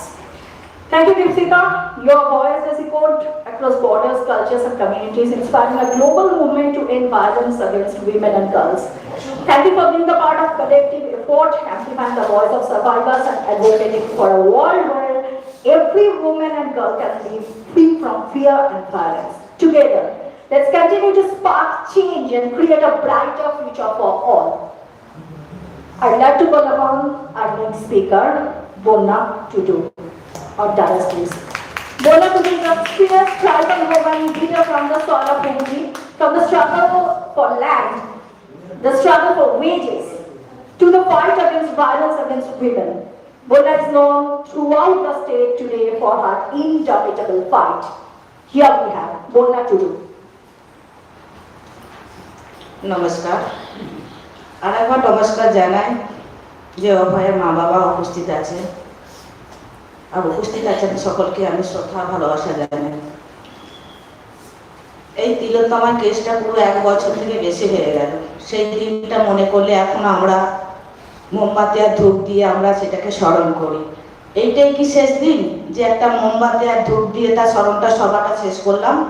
যার মা বাবা এখনো যে ডান দিকে ছোট প্লাকার্ড দিয়ে আমার ভাই আর বোনরা বিচার চাওয়ার জন্য এখনো তারা জোর করে গলা চেঁচিয়ে বলছে তিলোত্তমা বিচার চাই। আজকে আমাদের ভাবতে হবে যে আমাদের একটা মহিলা মুখ্যমন্ত্রী, আজকে শুধু এই জায়গায় নয়, দিনের পর দিন যে ঘটনাগুলো ঘটছে, দিয়ে রামপুরহাট, নদিয়া, কলকাতায় বিভিন্ন জায়গায় আমাদের ঘটনাগুলো যে ঘটছে, সেই ঘটনাগুলো শেষ আর হচ্ছে না। যে দোষীরা অন্যায় করছে আর খলনায়ক হয়ে ঘুরে বেড়াচ্ছে, কারণ হচ্ছে এই শাস্তি পেতেই হবে। কারণ হচ্ছে শুধু মোমবাতিটা ধরিয়ে আর মিছিলটা করে আর হাত পা ছুড়ে এটা হবে না। অধিকার যেমন ছিনিয়ে নিতে হয়, তেমন আমাদের রাস্তায় ধরে বিচারটা চাই, রাস্তায় ধর্নায় বসে থাকতে হবে, তাছাড়া আমাদের বিচার কেউ দেবে না। বিচারটা চেয়ে নিতে হবে, সেই অধিকার এই কমপ্লেক্স থেকে আমরা এখানে প্রতিশ্রুতি না, চ্যালেঞ্জ নিয়ে আমরা বাড়ি যাব। আমরা খেটে খাওয়া মানুষ, সব থেকে পিছিয়ে পড়া মানুষ। তার মা বাবার স্বপ্ন দেখে মেয়ে একটা সুন্দর ফুটফুটে বাচ্চা তার স্বামীর ঘরে যাওয়ার জন্য। যখন মেয়েটার বয়স হয় না, সঙ্গে সঙ্গে প্রশাসনের কাছে খবর চলে যায়, সঙ্গে সঙ্গে প্রশাসনের কাছে খবর গিয়ে মেয়েকে অন্য জায়গায় তুলে হোমে পাঠিয়ে দেওয়া হয়। সেই হোমেতে ধর্ষণ হয়, দুদিন বাদে 6 মাস 1 বছর পরে মেয়ে বাচ্চা নিয়ে বাড়ি আসে। কোথায় আমরা বাস করি? কোন রাজ্যে বাস করি? আজকে যে ঘটনা হচ্ছে, বারবার ঘটনা হচ্ছে, আমরা কি মিছিল করে শেষ করে দেবো? আমরা কি হাত পা ছুঁড়ি শেষ করে দেবো? এই বিচারটা কে দেবে? বিচার কেউ দেবে না। বিচারটা তৈরি নয়, ছিনিয়ে নিতে হবে, বসতে হবে। আমরা খেটে খাওয়া মানুষ। আজকে দেউলি পাঁচামিতে কি হচ্ছে দেখুন তো, আদিবাসীর উপরে কি অত্যাচার হচ্ছে। কি চেয়েছিল? তারা একটা হসপিটাল চেয়েছিল আর একটা চেয়েছিল স্কুল, সেখানে হলো না, সেখানে অন্যায় অত্যাচার হচ্ছে। কোথায় দেখলাম? আমাদের লড়াইটা কি ছিল? মেয়েদের যারা চুল বাঁধে তারা রান্নাঘরে থেকে, পুরুষ আর নারী সবাই সমান, তার থেকে মেয়েরাই বঞ্চিত। মেয়েরা ঘর সামলায়, সংসার সামলায়, স্বামীকে সামলায়, রাস্তায় যায়, আর আমাদের টাইম বেঁধে দেওয়া হচ্ছে 10টায় বাজলে আপনি বাইরে বেরোবেন না। যার মেয়ে একটা, সে বাইরে না গেলে সে দোকানে আসবে না। যার মেয়ে একটা, ওষুধ সে আসবে না। যে চাকরি যাচ্ছে বাড়ি না ফিরলে সেও আসবে না। তাকে টাইম বেঁধে দেওয়া হচ্ছে 10টার মধ্যে। এটা কোন রাজ্যেই বাস করি? এই রাজ্যে বলে কোনো প্রশাসনের বলে জিনিস আছে? নিজে যা বলবে তাই করে দেবে? সেটা হতে পারে না। আমাদের লড়াইটা কি? আমাদের মেয়েদের লড়াইটা কি? আমাদের লড়াই হচ্ছে শিক্ষা, আমাদের লড়াই হচ্ছে স্বাস্থ্য, আমাদের লড়াই হচ্ছে বাসস্থান, আমাদের লড়াই হচ্ছে মোটা ভার, মোটা কাপড়ের লড়াই। যেটা দুমুঠো দুটো খেয়ে আমরা খেয়ে বাঁচতে পারি, তাতেও জীবনে কোনো শান্তি নেই। সেই মেয়েটাকে ধর্ষণ হতে হচ্ছে, ধর্ষিতা হতে হচ্ছে। আর আমাদের কোথায় দেওয়া হচ্ছে? টাকা ধরিয়ে দেওয়া হচ্ছে। যে মেয়ে ধর্ষণ হয় 10 লাখ টাকা, যে মেয়ে ধর্ষণ হয় 10,000 টাকা। এইটাই কি শেষ হয়ে যাবে? আজকে থেকে এই মঞ্চ থেকে শপথ নেব, আপনারা সব অভিজ্ঞ মানুষ, আপনারা সবাই আলোচনা করবে। আমরা খেটে খাওয়া মানুষের থেকে যে লড়াইটা করছে, দিনের পর দিন তিলোত্তমা মিছিল করেছি, মোমবাতি ধরিয়েছি, এর শেষ থেকে আমরা ছেড়ে দেব। দরকার হলে আমরা যে জায়গায় যাবার সেই জায়গায় আমরা যাব। এইটা চ্যালেঞ্জ নিয়ে, শপথ নিয়ে এই কটি কথা বলে সবাইকে ধন্যবাদ জানিয়ে আমার বক্তব্য শেষ করলাম।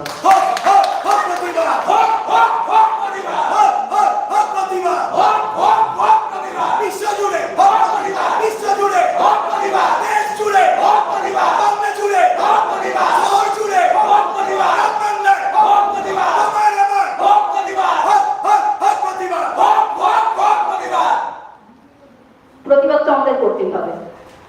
My heartfelt thanks to Bonna to do our very own Bonna Devi. It was really like she stands like Goddess Durga, holding 10 women in 20 hands in an attempt to give them the power and be the voice of millions who have been silenced for years. Your words shattered the silence, igniting a fire that will fuel the fight for justice and equality. Thank you for being a voice for the voiceless, for the oppressed, and a beacon of hope for a brighter future. May your courage inspire a revolution of empathy, compassion, and collective action to end violence against women and girls worldwide. I request Paramita to continue the further program. Thank you, Nidulika. I'm now first her to be on the platform to unmute yourself. I would like to introduce him. Her was an internationally published poet, is the author of the world-famous poem Chasing a Butterfly, is the official guide that path with the Royal City Literary Art Society, in which he is an honorary life welcome. He is Writers International Network's distinguished poet and writer medalist. He is a former Rabindranath Tagore English Poetry Competition judge. His poetry appears in anthologies in Canada, the US, India, and Portugal. He is also the author of several limited edition chapbooks. His poetry appears in anthologies in Canada, the US, India, and Spain, as well as literary journals such as New World Review, Express Review, and Silver. I request for Abhaya Mancha. I'm very sorry it's too late, must be at 2:30 a.m. in the morning, but staying up for I've been there for the commitment and willingness despite the late hour.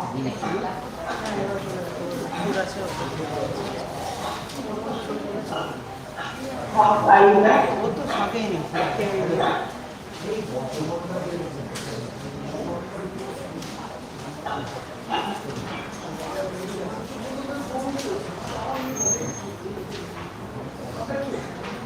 Hello. Paramita, can you talk to Paula if she's there? No, I think okay, while we're waiting for her, let's use the time and introduce George. George is going to share 2 poems, one of Jude's as well. Thank you.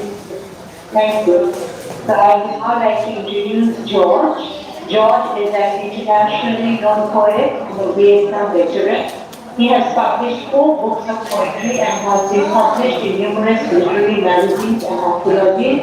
He reads his poetry on numerous venues throughout the world. Welcome, George. And he's going to read Jude's poetry who could not attend the symposium today. George? Thank you very much. I first want to say how much I appreciate being invited to this symposium. It's very, very important, and I carry its importance with me. Thank you. The poem I'd like to read is called Severance. Who will strip you down into component parts, the flesh, the skin, the bone? Who, without a thought, will take you piece by piece, apart, exposed, ignored, denied? Drag a broken soul into slavery, assume you into non-existence. When, without remorse, they scorn whatever identity you mourned before, now a haunted shell of past joy. The shreds of hope that cling to you are wearing thin amidst this pain. Still, like endless waves rippling out, the senselessness of your subjugation creates an echoing restoration, spreading the atrocity of servitude across the rolling seas of it. The wind you stir grows farther than you can see, or touch, or feel, and will return at last to cool your skin, to lift you with warm arms.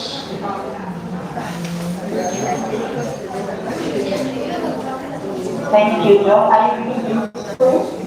Yes, I have also been given the honor of reading Jude Neal's poem. Jude is a poet from Bowen Island, Vancouver, Canada. Her poem is called The Epidemic. Mara split open by man, Hyde held down on his knees. Lakshmi kicked hard in the gut. Soraya torn ball at the crowd. Amina, jaw cracked by his fist. Farah slammed spine first into tie.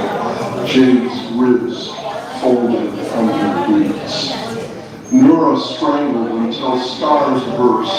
Sophia's nose broken by fists. Ronnie dragged down iron stairs. Elisa's thigh bruised by his boot. Yasmin's wrist twisted to snap.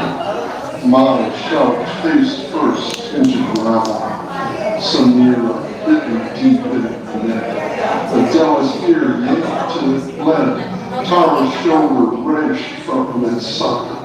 Zara's mouth covered to blackness. Ivy thrown sideways into a door.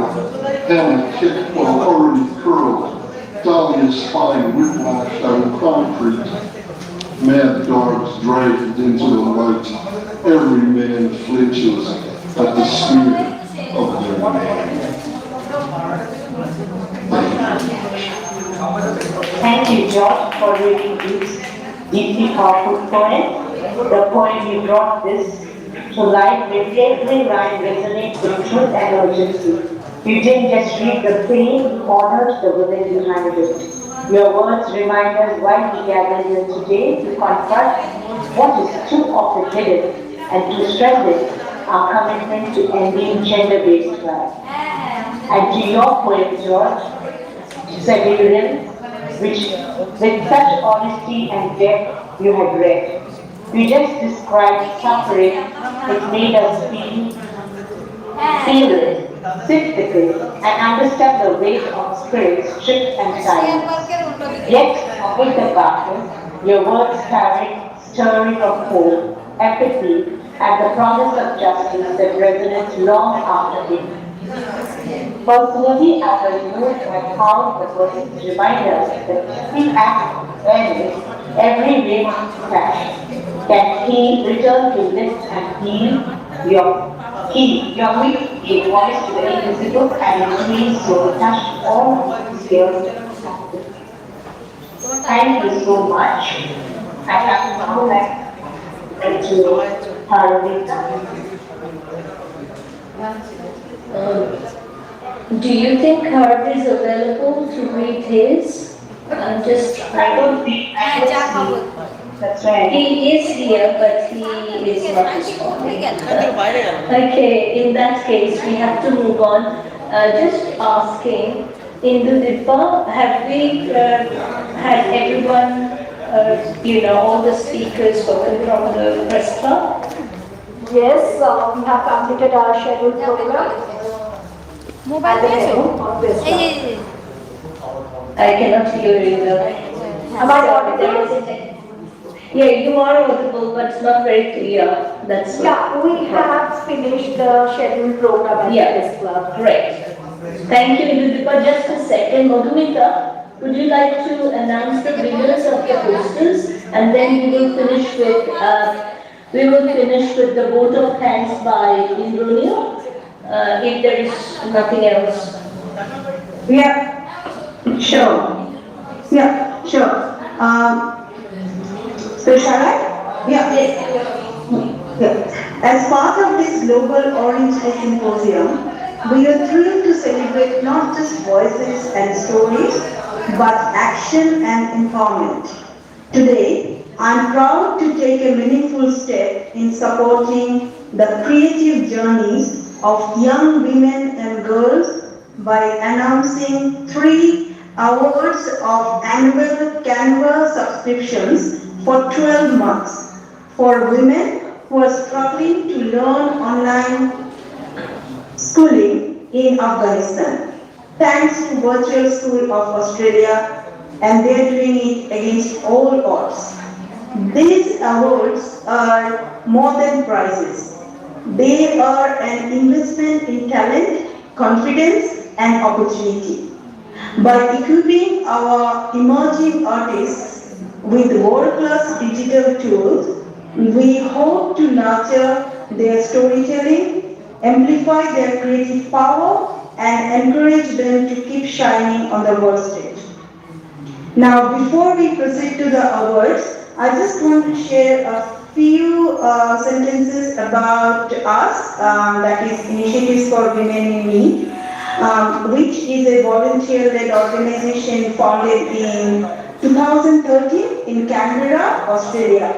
IRIN is committed to creating safe, empowering and culturally responsive spaces for women and girls from multicultural and migrant backgrounds.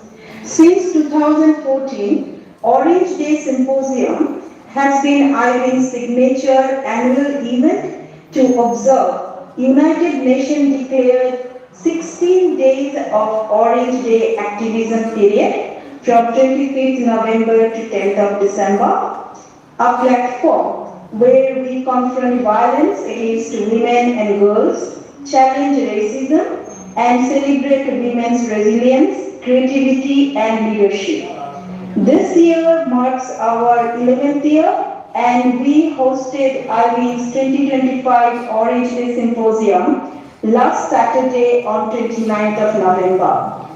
This year, we were honored to exhibit 28 digital paintings created by talented women and girls from Afghanistan who are all students of the Virtual School of Australia run by Paramita Roy.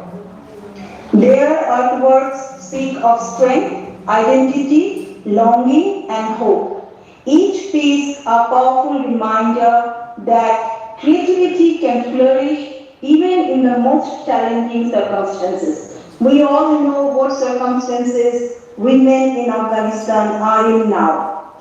So it's our action and it's our support that can really keep their fire in the belly on.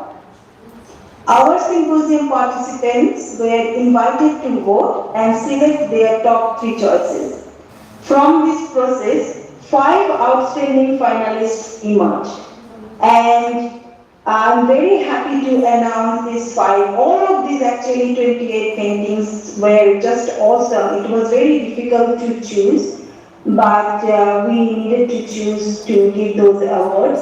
So the 5 outstanding finalists are Rana, Fahima, Bibi, Elaha, and Uzra. A big round of applause to all of them. Now, thank you, they need it, and they deserve it.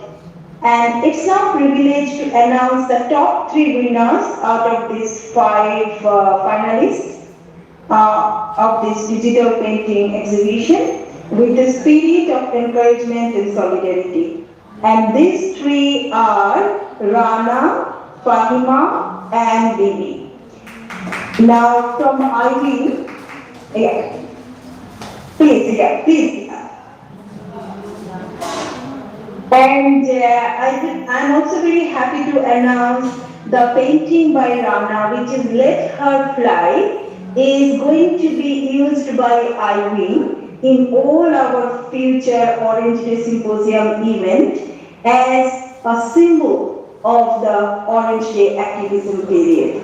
So congratulations to all 3 of you, Rana, Faima, Bibi, Ilaha, and Uzra. Now, Rana, do you want to say a few words? Yes, of course. Thank you. Hello everyone, my name is Rana Sada. I would like to sincerely thank the judges for recognizing the urgent value of this work. Your attention has brought me profound happiness. As a woman from Afghanistan, I present this work not from a place of despair, but from a profound place of resilience. I would like to extend my sincere gratitude to all the VSA team, especially Ms. Paramita Roy and Ms. Rajashri Imandi for their tireless efforts and support to the women in need. Thank you. Thank you, Rana. Now, Fatima and Bibi, do you want to say anything? Hello, ma'am. I hope you are doing well. Yes. Yeah, thank you. I'm very honored have visited and the global civil for engaging UN activities of activism. And thank you very much for this meaningful opportunity and for recognizing my work. It's a privilege to contribute to a global movement that raises awareness about ending gender-based violence. And I really sincerely appreciate your time, effort, and commitment to empowering students to art and creativity. And this achievement motivates me to continue using my voice and skills to advocate for politics. Thank you so much. Thank you. That was Fahima, right? Yes, Mr. Fahima. Okay. And Bibi, do you want to? Thank you for your wonderful speech, Fahima. Bibi, do you want to say anything? Yes, I want. Hello. Speaker of the Mayor. I'm truly honored to have been selected as a winner in the symposium. This achievement has encouraged me to believe in myself and keep working for women's rights. I feel very proud and grateful to be one of them. This recognition gives me more strength.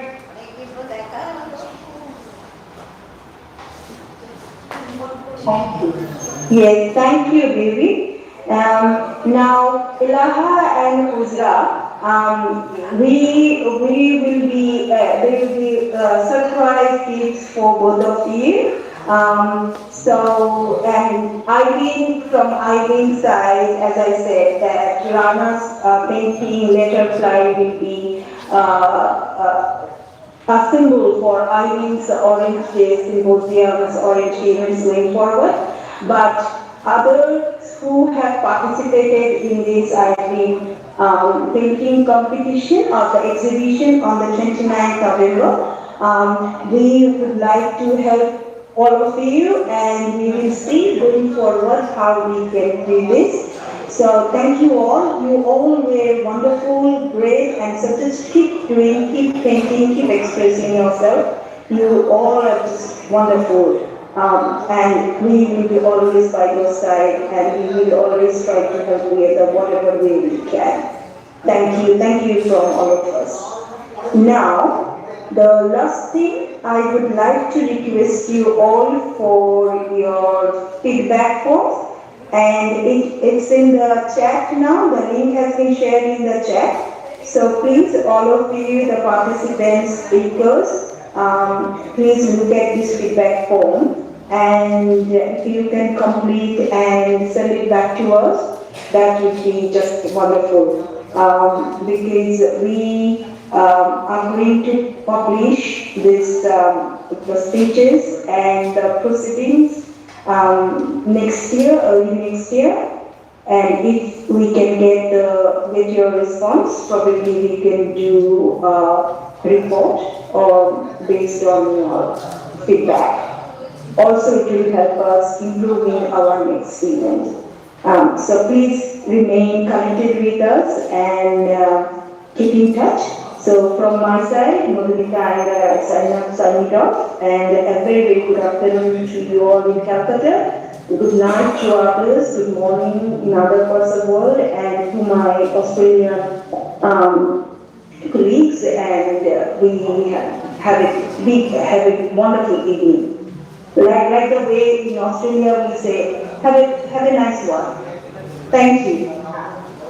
Thank you, Madhumita, and I would like to add here something, that is, girls, this wasn't like a, very unfortunately we couldn't give a prize to every single person, but the truth is, you're all winners. Those who completed the posters, every single person is a winner. We displayed, Madhumita displayed your posters in Canberra. We are going to display more and we will have feedback for you. So keep creating, be creative, that's the best way to use your energy And we loved your work, everything, all your contributions, they're admirable. Okay, thank you, and we will talk again during our class next. But I think it's time to do our vote of thanks, including, are you there? Yeah, I'm here. Okay. And আমি বাংলা কিছুটা মিশিয়ে বলবো তার কারণ এখানে বাঙালিরাও আছেন এবং যারা বাংলা জানেন না তাদের জন্য সুবিধা হবে। Just a second, I'm so sorry to stop you, Indranil. Herb's microphone is unmuted. Do you mind just waiting for a minute? Herb, are you there? Herb, are you there? I can see it's unmuted, but we don't. Herb? No. Okay. Sorry, go ahead, Indranil. I didn't check once more. Could you please? Is it possible to send a message to him?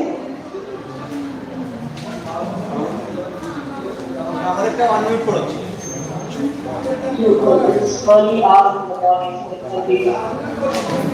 Also, we are. Yeah, go ahead. Yes, go ahead. Yes, I'll keep it short actually. Thanks everyone for attending this ride. So on behalf of all of us from Global Solidarity Community, I extend my heartfelt gratitude to those whose courage, support and dedication have made this symposium possible, right? First and foremost, I bow with deep respect to Rapnadir and Shekhodina, Rapnadi Sheroda. আপনাদের ক্ষমতা আপনারা যেভাবে এই সমস্ত যুদ্ধের মধ্যে দিয়ে যাচ্ছেন এটা একটা আমাকে সত্যি নাড়িয়ে দেয়। So your strength in the face of unimaginable tragedy has given us the resolve to continue this fight for justice. We have stood firm against a gruesome and violent system that seeks to silence voices and street atrocities against women and the ground. শুধু অবয়ের সাথে নয়, তামান্নার সাথে হয়েছে, আরো অনেকের সাথে হয়ে যাচ্ছে, দিনের পর দিন হয়ে যাচ্ছে। এবং এই যে সরকার এই যে সন্ত্রাস চালাচ্ছেন আসলে এদের সামনে দাঁড়িয়ে মানে চিন্তা করা যাবে এগিয়ে যাবো কিন্তু বুঝে আপনাদের সেখানটা আপনারা না থাকলে হয়তো লড়াই সম্বন্ধে জানতে পারতাম না। Your courage is the beacon that lights our path and we strive to protect West Bengal's future. এখানে আমি ওয়েস্ট বেঙ্গল নিয়ে ভাবছি তার কারণ আগে তো নিজের ঘর সামলাই তারপরে পৃথিবী দেখবো আমার কাছে সেটাই পশ্চিমবাংলাতে আবার সেই জায়গায় নিয়ে যেতে হবে সেটাই I sincerely thank our sponsors whose generosity enabled us to secure this hall and create a space. Already with a Bangladeshi President that was sponsor ছিলেন শিবানী সিনহা অস্ট্রেলিয়া থেকে এবং শরৎ সরকার ওনারা স্পন্সর করেছেন এই হলের ইভেন্ট এবং সমস্ত কিছু খরচাপাতির জন্য তো আপনাদের সত্যি ধন্যবাদ আপনাদের My gratitude goes to Abhaya Mancha whose tireless efforts brought this symposium to life. Abhaya Mancha কলকাতাতে প্রত্যেক দিন লড়াই করে যাচ্ছে কখনো রক্তের জন্য কখনো স্কুলের জন্য কখনো ভাঙা স্কুলের জন্য সমস্ত ব্যাপারে এবং তার মধ্যে থেকেও আমাদের সাথে হাত মিলিয়ে আজকে সিম্পোজিয়ামের জন্য আমাদের একটা জায়গায় নিয়ে গেছে Abhaya Mancha ভীষণভাবে ধন্যবাদ ডক্টর সুবর্ণ গোস্বামীকে a special acknowledgement for him whose commitment and guidance has been invaluable. Doctor Goswami চারিপাশে অনেক দেখতে পাবেন এবং ঠিক সময়ে কাজটি উনি করে দিয়ে চলে যান ছায়া মতন সত্যি কথা বলতে কি এরকম লড়াকু সৈনিক খুব কম পাওয়া যায় ডক্টর গোস্বামী আপনাকে সত্যি অন্তর থেকে ধন্যবাদ I also extend thanks to Dr. Thomas, Dr. Boone, Monisha Abud, and all the brave soldiers of Abhaya Mancha. Your relentless spirit continues to inspire us to fight hard and stand stronger.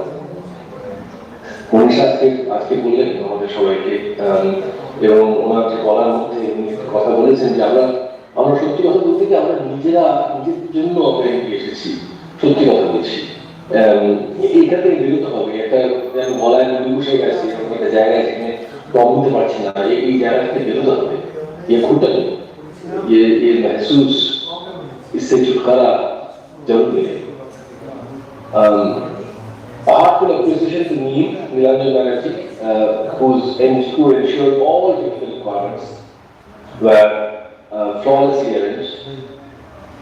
Beyond the visible work, Neil, I know your silent contribution to the fight for Abhaya's justice speaks volumes about your dedication. Because আমার বোধহয় দেড় বছর হয়ে গেল আগে আলাপ হয়েছিল জগৎ থেকে আমার একটা স্বপ্ন ছিল যে ঠিক আছে গ্লোবালি আমার অঞ্চলকে অ্যালাইন করতে হবে তো আজকে এখন যারা এসেছে a lot of work he has done for us, you know. So thank you very much, Neil. Thank you very much. I extend special thanks to the flag bearers of the local community, Paramita, Rajshri, Modumita, তোমরা এগিয়ে এসেছো পারমিতা সত্যি কথা বলতে কি অনেক অসুস্থতার মধ্যে কাজ করছে আমি জানি বোধহয় প্রতিদিন হসপিটালাইজ ছিল তার মধ্যে থেকেও কাজ করে যাচ্ছে ঘন্টার পর ঘন্টা সবাইকে নিয়ে একসাথে ঘুমার চেষ্টা করছে একটা লড়াইয়ের জায়গা তৈরি করছে পারমিতা এই পারমিতাকে আমার অন্তর থেকে ধন্যবাদ রাজশ্রী মোদী এবং মধুমিতা তোমরা এগিয়ে এসে কাজ করছো which is an amazing thing really heartfelt thanks to you guys. Your continued work ensures that the fight for justice is not confined within the borders, but spread across the world, amplifying our cause and strengthening our collective voice. এই যে সবাইকে নিয়ে এসে একটা জায়গা নিয়ে আসার চেষ্টা হচ্ছে সেটা একটা অনেক বড় ব্যাপার আমাদের কথা চারিত্রে সরিয়ে দিতে হবে রক্ষা দিয়ে সে কথা লড়াইকে আরো এগিয়ে নিতে হবে Thank you, Press Club, for providing us with a place wherever we are. আমরা যখনই চেয়েছি ওরা আমাদের জায়গা দিয়েছে and it's all the issues you hear কারণ অনেক অসুবিধার মধ্যে প্রেস ক্লাবে যেতে হচ্ছে আমাদেরকে জায়গা দিচ্ছে বলে সেটাও শুনতে পাচ্ছি Thanks to all the journalists and press attendees for covering this symposium.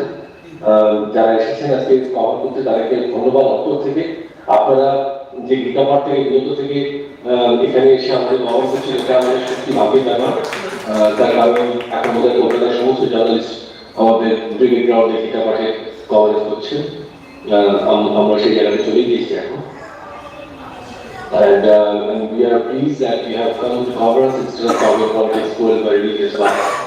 It's a pity that we now talk about how huge we are as Hindus and Muslims instead of how well we represent ourselves. আমরা এক সময় শান্তির কাছে আমাদের art science নিয়ে পৌঁছেছিলাম এখন আমরা মুসলমান এবং হিন্দু কিন্তু সব নিয়ে পৌঁছেছি তার সাথে ধর্ষণ রয়েছে তার সাথে রেপ রয়েছে তার সাথে মনসৃষ্টি রয়েছে দুর্নীতি রয়েছে এইসব কথাগুলো রয়েছে তো এটাকে thank you all individuals with the bookings, technical support and those who serve tea and snacks যারা চা খাইয়েছেন যারা তাদের সবাইকে finally I thank you all our speakers and also Nulipa একদম লাস্ট মোমেন্ট আমাদের কাছে এসেছেন এবং কিভাবে যে কন্ট্যাক্ট করলেন কলকাতা থেকে এইটা দারুণ হবে Nulipa সত্যি কথা বলছি তোমাকে হাত জোড়ে তোমাকে নমস্কার করি তার কারণ সত্যি দারুণ কাজ করতে এটা আমার করা কর্তব্য ছিল সবাই and to all the speakers your words have not only touched our heart but also strengthened our collective resolve to demand justice and equality. GSA and Abhaya Mancha will publish these words giving the next generation the power to bring back Bengal to the former glory. আমাদের সেই বাংলায় যেতে হবে যে আমরা ছিলাম এখন আমরা যে বাংলায় আছি সেটা ওইখানে নেই We are also planning our next steps. আমরা আমাদের পরবর্তী পদক্ষেপগুলো প্ল্যান করতে আরম্ভ করে দিয়েছি এই লড়াইটা চলবে we continue the fight still at the same time we need to find out how can the locals in Kolkata who are jobless justiceless shelterless and foodless becoming victims of plunder this government is famous for এই যে সরকার যে সবার মুখে খাবার কেড়ে নিচ্ছে মাথার ছাপ কেড়ে নিচ্ছে শিক্ষা কেড়ে নিচ্ছে চাকরি কেড়ে নিচ্ছে বাঁচাতে হবে এদিকে আমাদেরকে এগিয়ে আসতে হবে together we have shown that solidarity is stronger than silence let this gathering be a reminder that our fight continues and with courage, compassion and unity justice prevail আমি শেষ করবো একটা কথা বলে সম্পর্কে একটা কথা বললে আমাকে আমার সাথে প্রায় ঘন্টাখানেক করে কথা হয়েছে এবং উনি একটা কথা বলেছেন যে আমাদের প্রতিবাদ এবং অভিঘাতের দরকার অভিঘাত counter strike So we have to figure out how to do this contest right. We have done protests. It's in the past. It's all gone. Now we have contest right. Probably our next thing would be to educate the new generation, for the new generation to actually, come clean and help us. Thank you. Thank you very much from the bottom of my heart.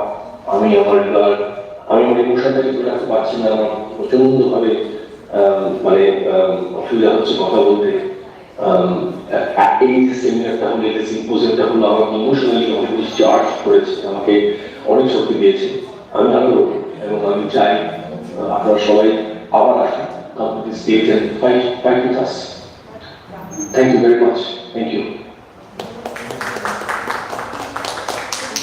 অনুষ্ঠানটা শেষ করতে আমার অনেক দেরি হলো, তবু যারা রয়েছেন তাদের আমার সংগ্রামী অভিনন্দন। পথে এবং প্রতিরোধে দেখা হবে আজকের মতো।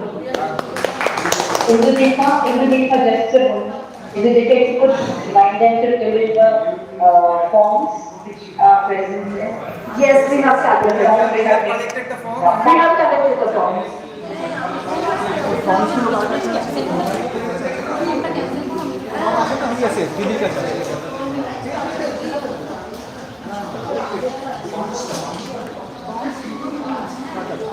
Thank you.